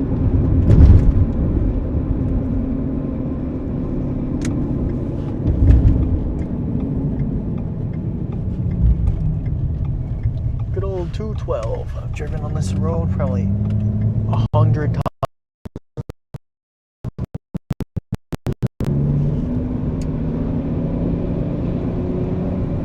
Yeah, so this year I chased the Kankakee, Illinois day in March, and then in April I was there for all that upper Midwest stuff in Minnesota, Iowa, and Illinois.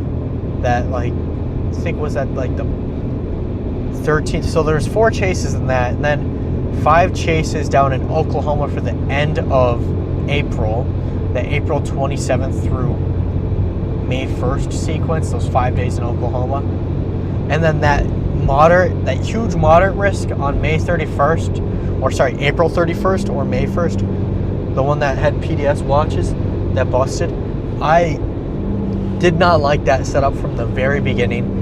I knew that nothing was going to happen with that, and quite literally nothing did. So that, for me personally, was like the biggest win of my life, because nothing happened and I called it. I went home the night before after chasing that one tornado in southwest Kansas on the day before that. Sorry, southeast Kansas. And then May was so dead, I only chased 3 days after that, the 16th, 17th, and 18th. And then I chased one random day in South Dakota, and then last week I chased 3 or 4 days in South Dakota, and then the chase today and tomorrow and Thursday and Saturday. So I think we're on only like 12 or... I think we're just about to hit the 14. After this week, we should hit like the 15th chase. Oh yeah, and then we have the chase in northern Minnesota the day before that southern Minnesota chase with the Truman tornado.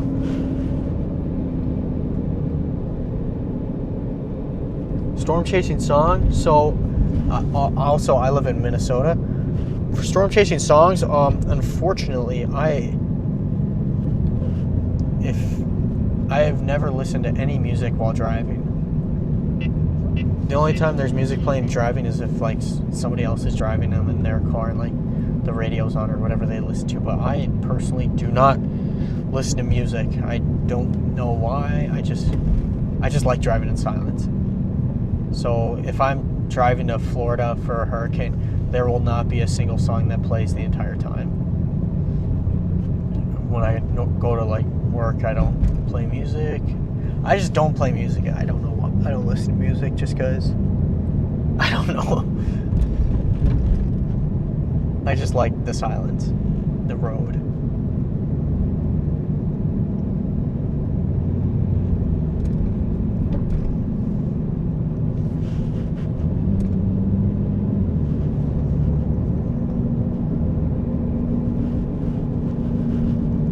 But out of all the theme songs I've heard for storm-related stuff, just because obviously I still watch TV, and I still know like the videos and whatnot. I don't know if it's just because this is what I grew up on, but always will be Blaze of Glory from Storm Chasers. It'll never not be Blaze of Glory for me. That's my favorite storm chasing type song. Bon Jovi. Lots of people from Michigan. It's because of the Michigan tornadoes today. The mesoscale accidents.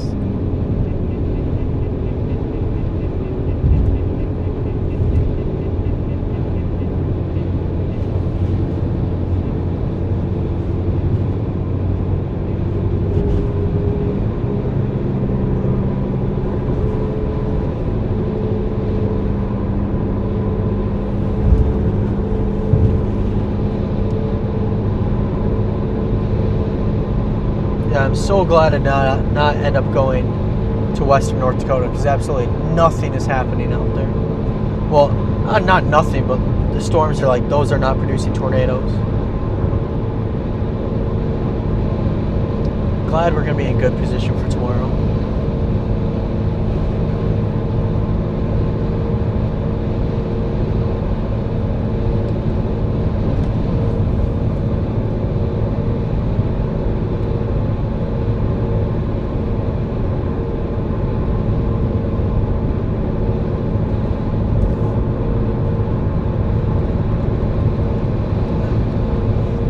Next 2 days should be fun storm chasing. I'm excited for the rest of the summer and I just love summer chasing just because of all the... I just usually have a lot of success chasing in the summer. I had success this year in the spring. It seems like I did like everything perfectly when it came down to which days I chose to chase and not chase. So for like when it comes to chasing ratio to tornado ratio this year, unless somebody only chased once and saw a tornado, like I'm doing very, very good compared to everyone else. That just like obviously it's different when you chase everything. Yeah, you saw a lot of tornadoes, but you're also out there 40 days so far. You've spent $1 billion. But yeah, when it comes to how much money I've spent versus how much time away from home, and then tornadoes I've seen, this has been an A+ year. Hopefully can keep it that way. Next year, if there's a lot of risks, I'll be out for everything. I was going to be out for everything this year, but then I was expected to be gone for like 2 months at a time, but then it just was not as active as I thought it would be.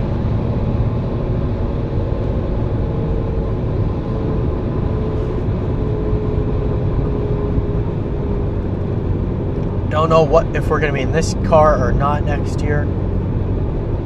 Just depends on if we get a new car. Like, I love this car for like how the setup is inside.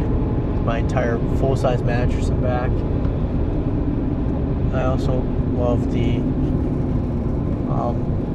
like 4-wheel drive or all-wheel drive, and then it has these big tires. They'll never get stuck in the mud. Even on those Kansas mud road that everyone's getting stuck on, I was able to get out of any single weird thing that was going on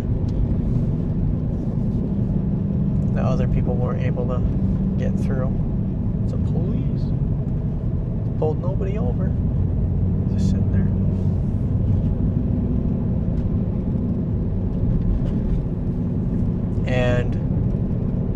But the thing is, the gas mileage in this car is 19 miles per gallon. 19 miles per gallon plus the $4 gas all season was freaking brutal. This gas has come down slightly, but I don't know. Part of me, I don't want to get a new car just because the only reason I would get a new car is purely gas mileage. Other than that, I like the car exactly how it is. So it's like I have to do some calculations for if it's like the car works. There's nothing wrong with it, so fine. So it's like, because this car, maybe it lasts 50,000 more miles, maybe it lasts 250,000 more miles. So it's like, I kind of just want to keep driving it until it dies, because why not? It's currently got 175,000 miles on it.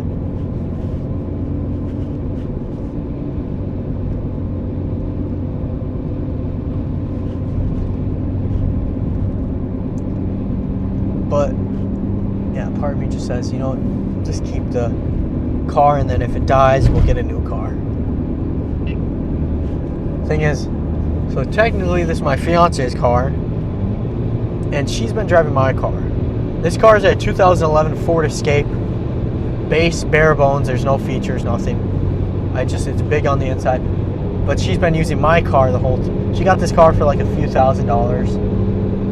Like, I think 4 years ago from her mom. Her mom gave it to her, so I don't think she actually paid for it. But my car is a car I pay like, I got it brand new last year in August, and it's got like 10,000 miles on it, brand new Hyundai Elantra, all the features, everything. So she's been driving that the past 3 months. So it's like, it's a fair trade-off. I get to use her car, she gets to use mine. Nice car. I still make the payments on it. And then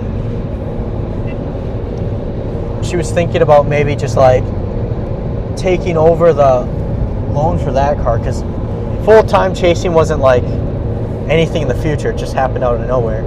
I was suddenly making a lot of money on chasing, so I was like, because I'd always wanted to chase, but I just never did because it's a lot of money. But I was like, if she wants, she can take over the loan. I've already paid a few grand off on that car, so she'd be getting the car basically brand new.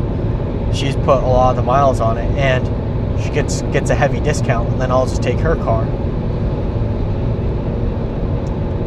And my loan on that car is only 3% APR, so she'd also get really nice loan rate on that. So she really likes the car. So that's something we could do, where I just take this car and she takes my car, and that's how it is. Or, I just give her this car back during the off season, and when there happens to be a chase day, we'll just switch out for a few days, get back. Lots of options.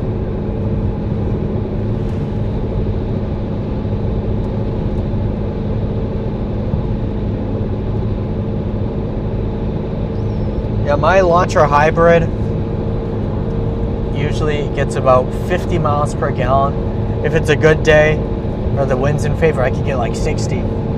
I just wish I could chase in it, but it's obviously only front wheel drive, so that means you're not going as fast on gravel, and then mud's just out of the question. get stuck easy. It's not high up off the ground. It's low, so you can get close to tornadoes in it and not have to worry about wind as much, but there's not enough room in it because I build my car to be my hotel for the night, so can't really sleep in that car. I just wish there was a car like this car that's high gas mileage, but there's not. If I get slapped, I'll post an EF5 subreddit.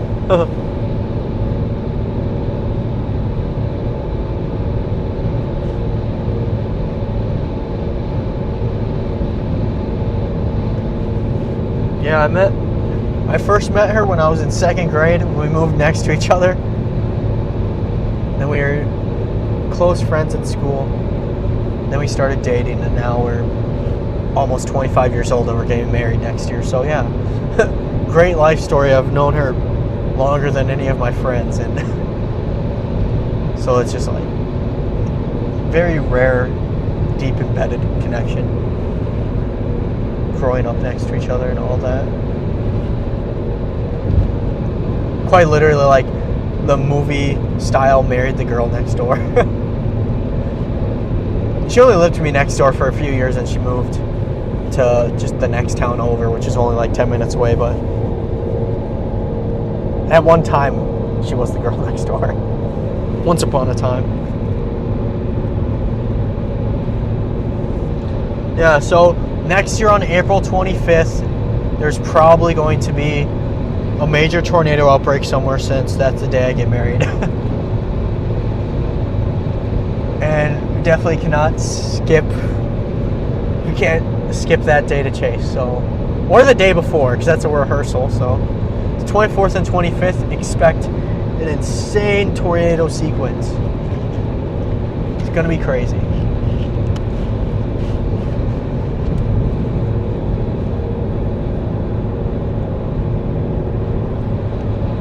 My sister's wedding is next Friday, and I'm in that wedding, so we will not be chasing no matter what happens on the 19th of June. And then the rehearsal dinner's the 18th, and I'm part of the wedding party, so I have to go to that maybe. I don't know. That depends. If the risk is like super good, I could get away with not going to the rehearsal dinner, but if it's anything, it'd have to be like an actual outbreak or something super crazy for me to not go to the rehearsal. Oversized load. Yeah, we gotta pass this. We know the second he gets into town, he's gonna go slow. There's construction on this road in like 14 miles. But luckily I just get to take some dirt roads and go around it. I'm not taking the main detour way, which is a huge detour. Like my arrival time right now is 8:20 because it has me taking like this crazy long detour. But all I need to do is go on this like dirt road for a mile and go off. And that arrival time will probably cut down in 15 minutes. By 15 minutes instantly. Hey, maybe, honestly, if there's a tornado outbreak where I get married, which would be Minnesota, so sometimes that can happen in mid-April. Late April, it's happened before, but maybe we just get a tornado in the background. That would be crazy. You get married and there's a tornado in the background the day you get married. Be the just southwest of the metro. Kind of, so we're getting married out by I'm not gonna say the exact area, even though it's not that big of a deal. Kind of out by the Victoria Carver. It's in Carver County, so just west of the city, southwest. So it's in the farm fields. So there's not high population density. So the magic tornado dome won't be active. So there is a chance.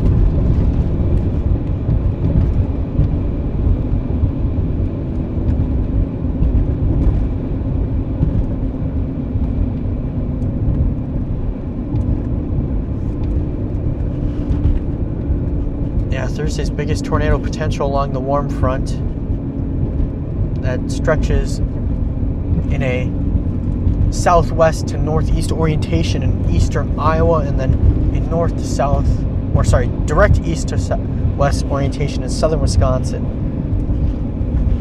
Tomorrow is starting to look messy. This is just the year of downtrending, where everything starts to look worse as it gets closer. I wonder if that just has to do with the weather models and all the freaking budget cuts causing us not to get as many balloon soundings, because soundings go directly into model data. We don't have those. So it might make models overall less accurate.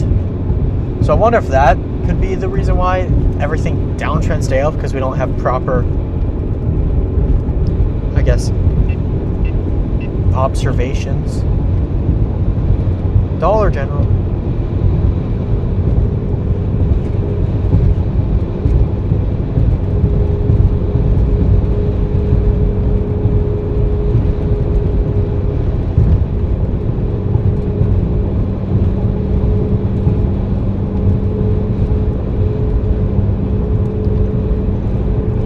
Seems like there was a tiny 2-second long noodle in Manitoba at 6:20, but I'm glad I did not drive an extra 8 hours for a tiny noodle.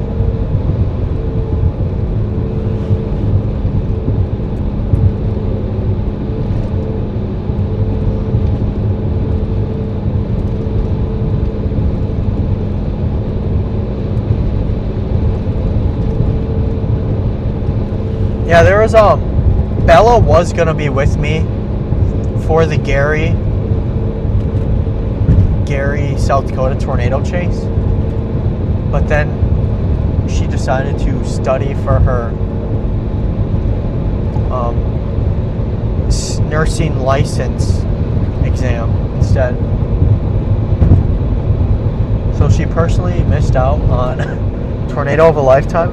But every single time she's gone chasing with me, there's been a tornado. Like good ones too. So that's just like, she's chased with me one. Yeah, so the first time she ever chased with me was in 2021. I think it was July 14th. Iowa has the most tornadoes it's ever had in a single day on that day. The record was broken later that year, coincidentally. But that's just kind of funny. We saw it. So her first time chasing, big tornado. Then a rope tornado.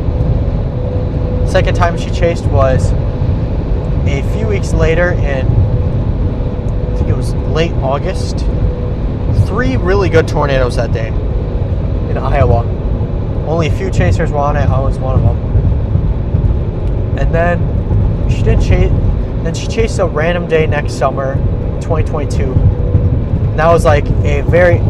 That tornado was still a tornado, but uncondensed tornado that had ground circulation, but very brief, but ripped a tree apart, and that's about it. Nice rotation. And then she didn't chase again until last year, so she didn't chase in 2023 or 2024, but 2025 chased just outside of Mankato. She saw 3 tornadoes. I think that's it. And she actually got a photo with those tornadoes in the background. They're long-lasting rope tornadoes. The one with vortices on the ground. So very cool tornado experiences. Need to bring her on more chases. So who knows? It's 2026. We might not want to skew the luck. 2026 has been a bad year for tornadoes. I realized there was also a random Iowa day that I chased. I was just thinking about random days this year. Yeah, I've chased probably 15 days so far.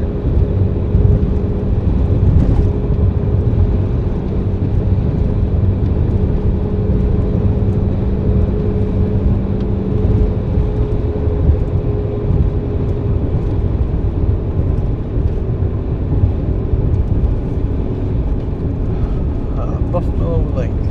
Very interested on how that squall line's going to go tonight. I'll be setting an alarm probably like 2 a.m. to wake up and check the radar to see what things are looking like. Hoping I can get a really nice shelf cloud in the middle of the night.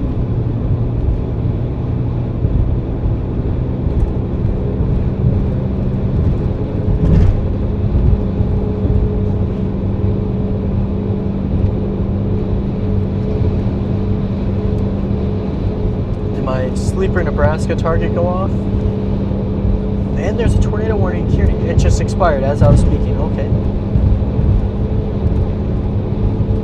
Seems like a windbag event. The year of the windbag. Yeah, so nothing went off today. Let's hope it's not the same for all of tomorrow's risks. Also, how do you guys like that new radar in the corner?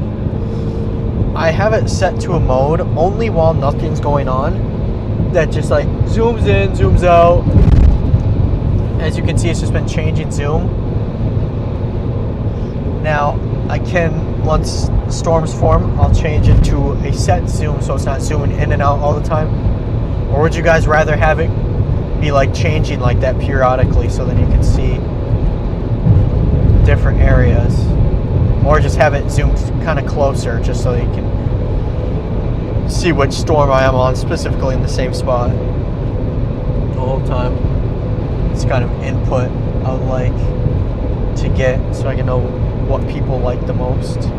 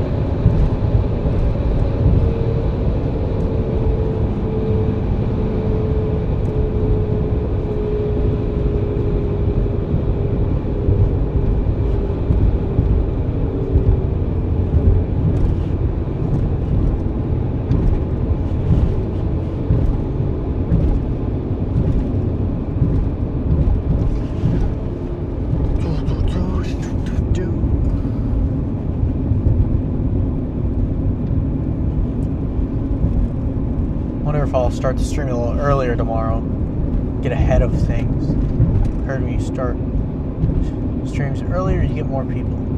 The more people you get, the more interactiveness there is with the chat, which gets even less silence. You don't like dead silence. You want to be active. Time for the map to spaz out on me because I'm not turning left to take this detour.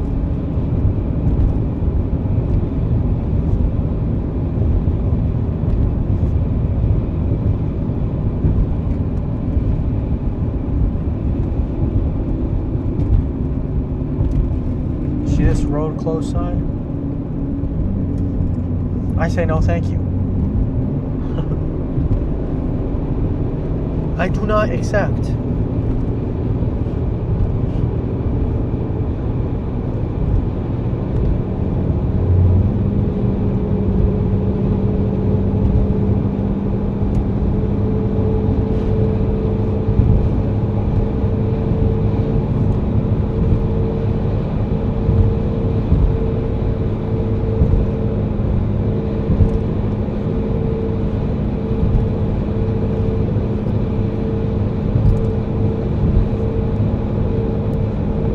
Glencoe still has that super cheap gas.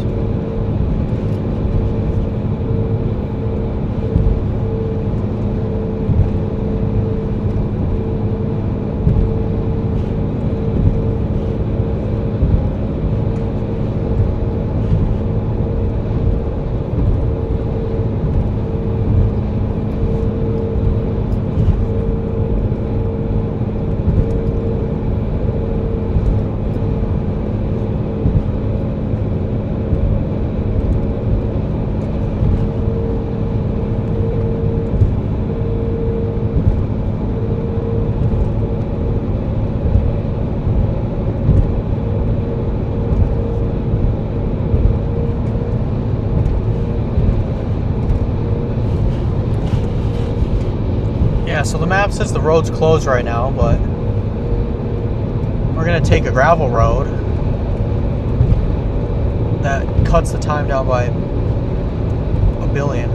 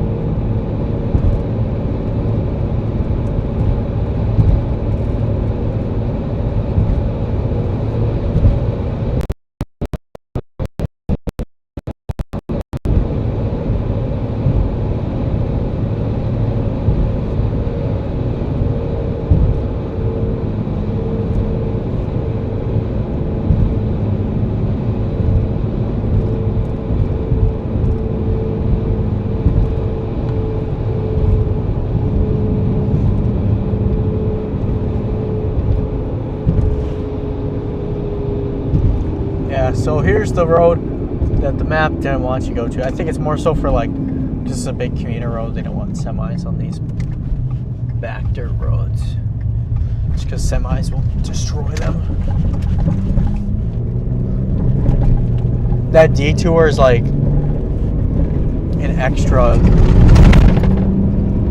if you go the detour way, I think it's an extra like, almost like 10 miles. I was like, I'm not dealing with that.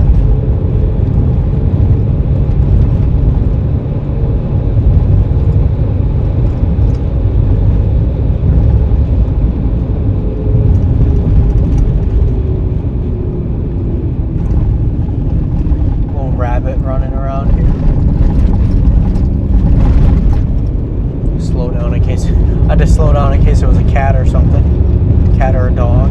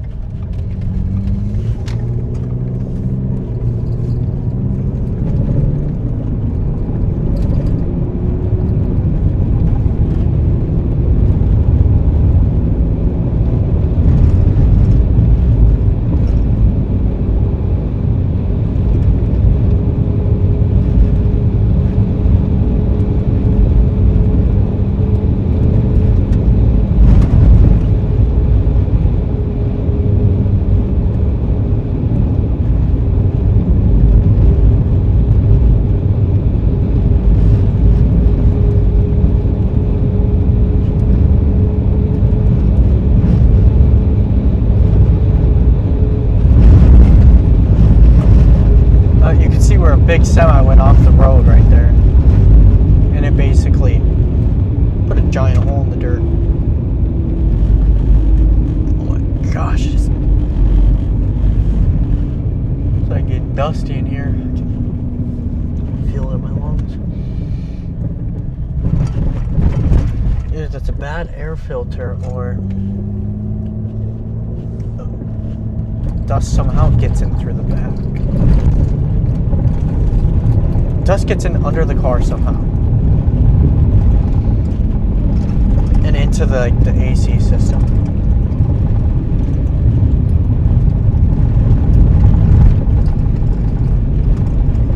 Just need to turn the AC off. Maybe that'll help. Just turn the fan off.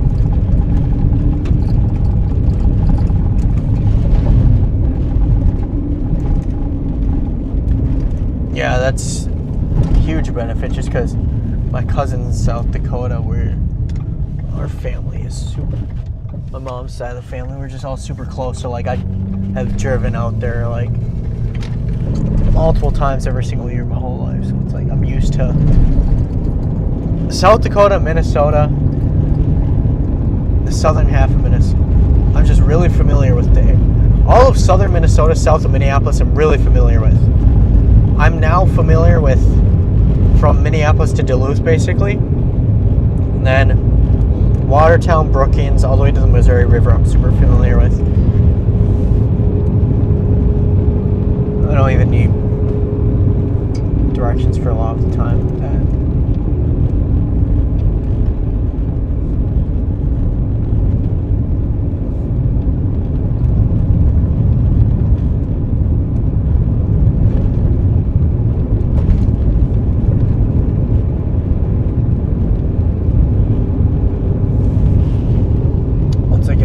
Dirt road, we can get the AC on.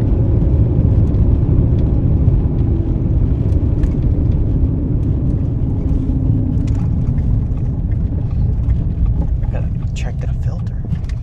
It stopped once I turned the AC off, so it's gotta be like the air filter. I'm gonna open it and find out there's no air filter, and that's why dust is getting in. There's gotta be like a hole in it, because I remember my fiance said there was mice in this car, this engine bay,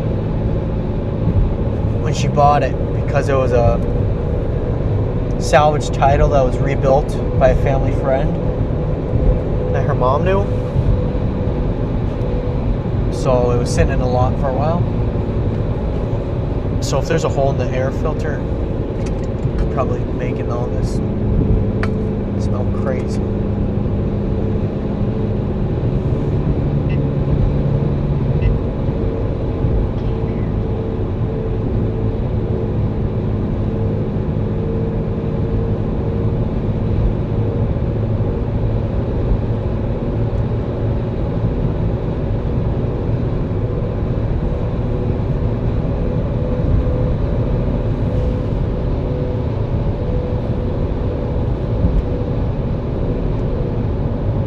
I'm happy I did not wait around to see if anything initiated, because nothing's going to initiate.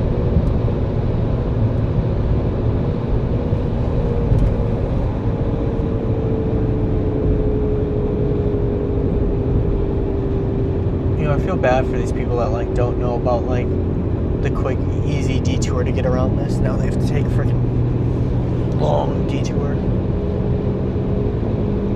Like, they have it listed on the roads as like being a closed segment for like 5 miles, when in reality it's only closed for like 100 feet, and you only have to go like take a 2-mile detour. And then the detour they provide is like huge, like super long. But honestly, that way's better because all the main semis go on that slow detour, and then you get the benefit from the secret way.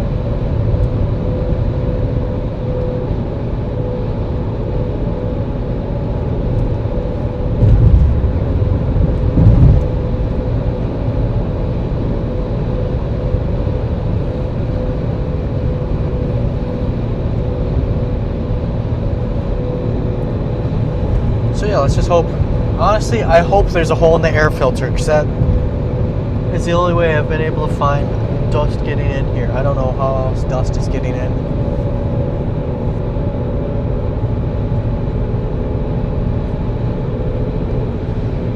Gas at Glencoe is only $3.49 for the normal gas, so I'll probably just stop there even though I'm not close to empty. Cheaper than anywhere else I'm gonna find. Wish I had like an extended tank.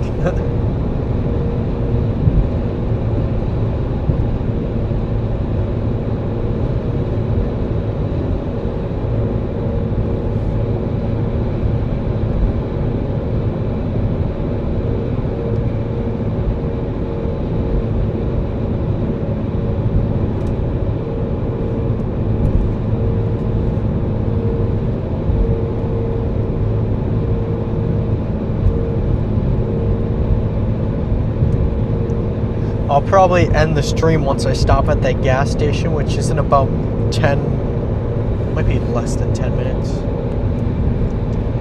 It's just about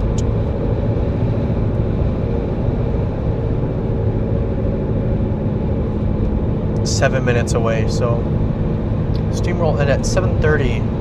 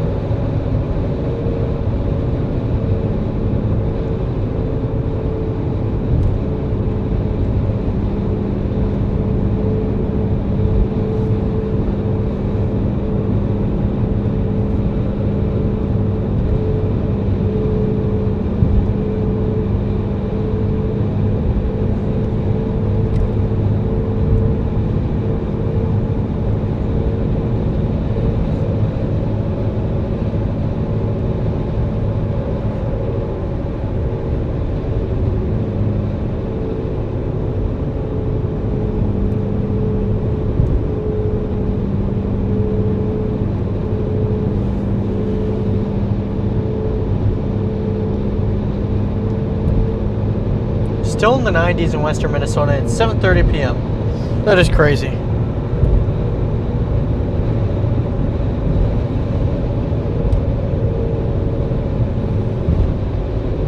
I like how I put the title as Tornado Outbreak Day 1. Well, the reason why I do that is because today was supposed to be a tornado outbreak according to the SPC in North Dakota. I just didn't chase the main tornado outbreak spot.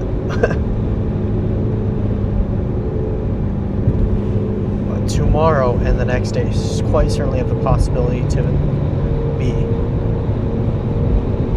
Then Saturday, I've not looked at it, but hopefully it's good.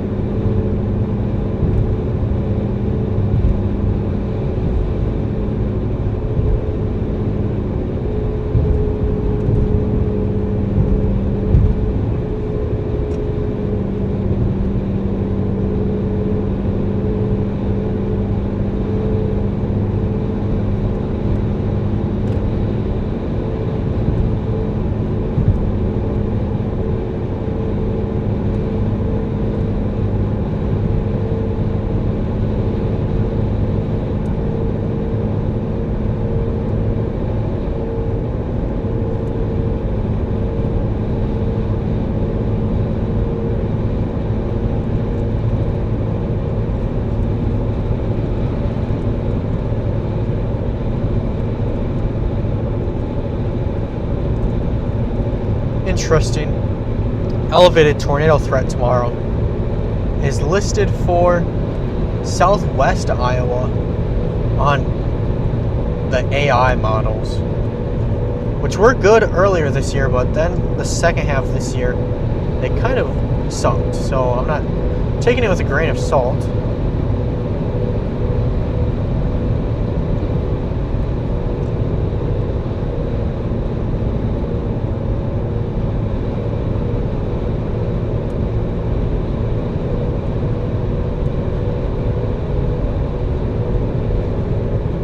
But we'll look into it.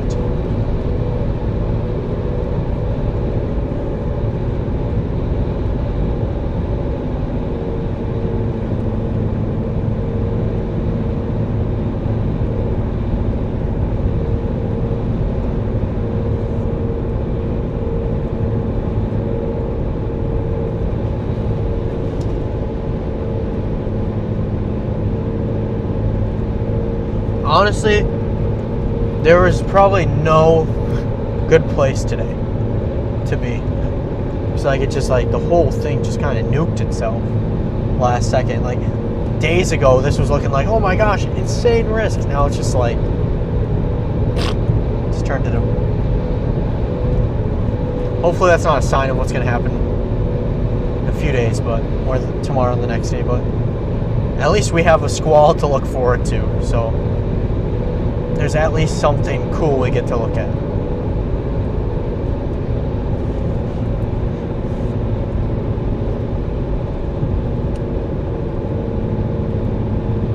Yeah, the Discovery Channel is not going to have much stuff to work with this year for if they do another season of that show.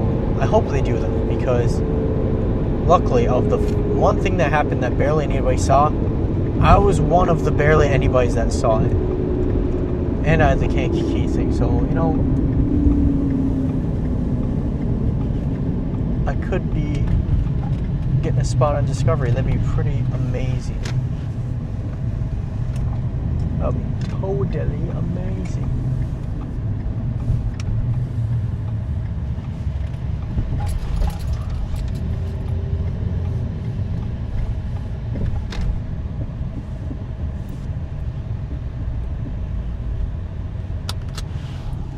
Alrighty, thank you for tuning into the stream, Libby, and anyone else that may be in.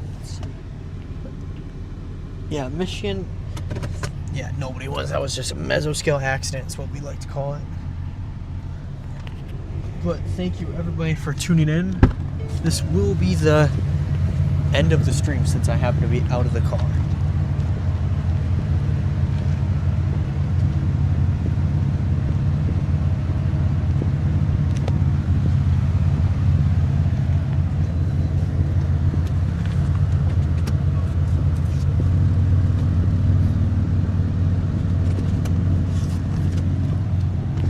We'll be live tomorrow, probably around 2 or 3 o'clock.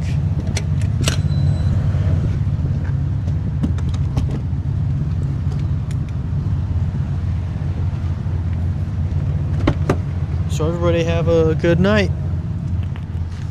Now I'm plugging the mic so I won't be able to say anything else.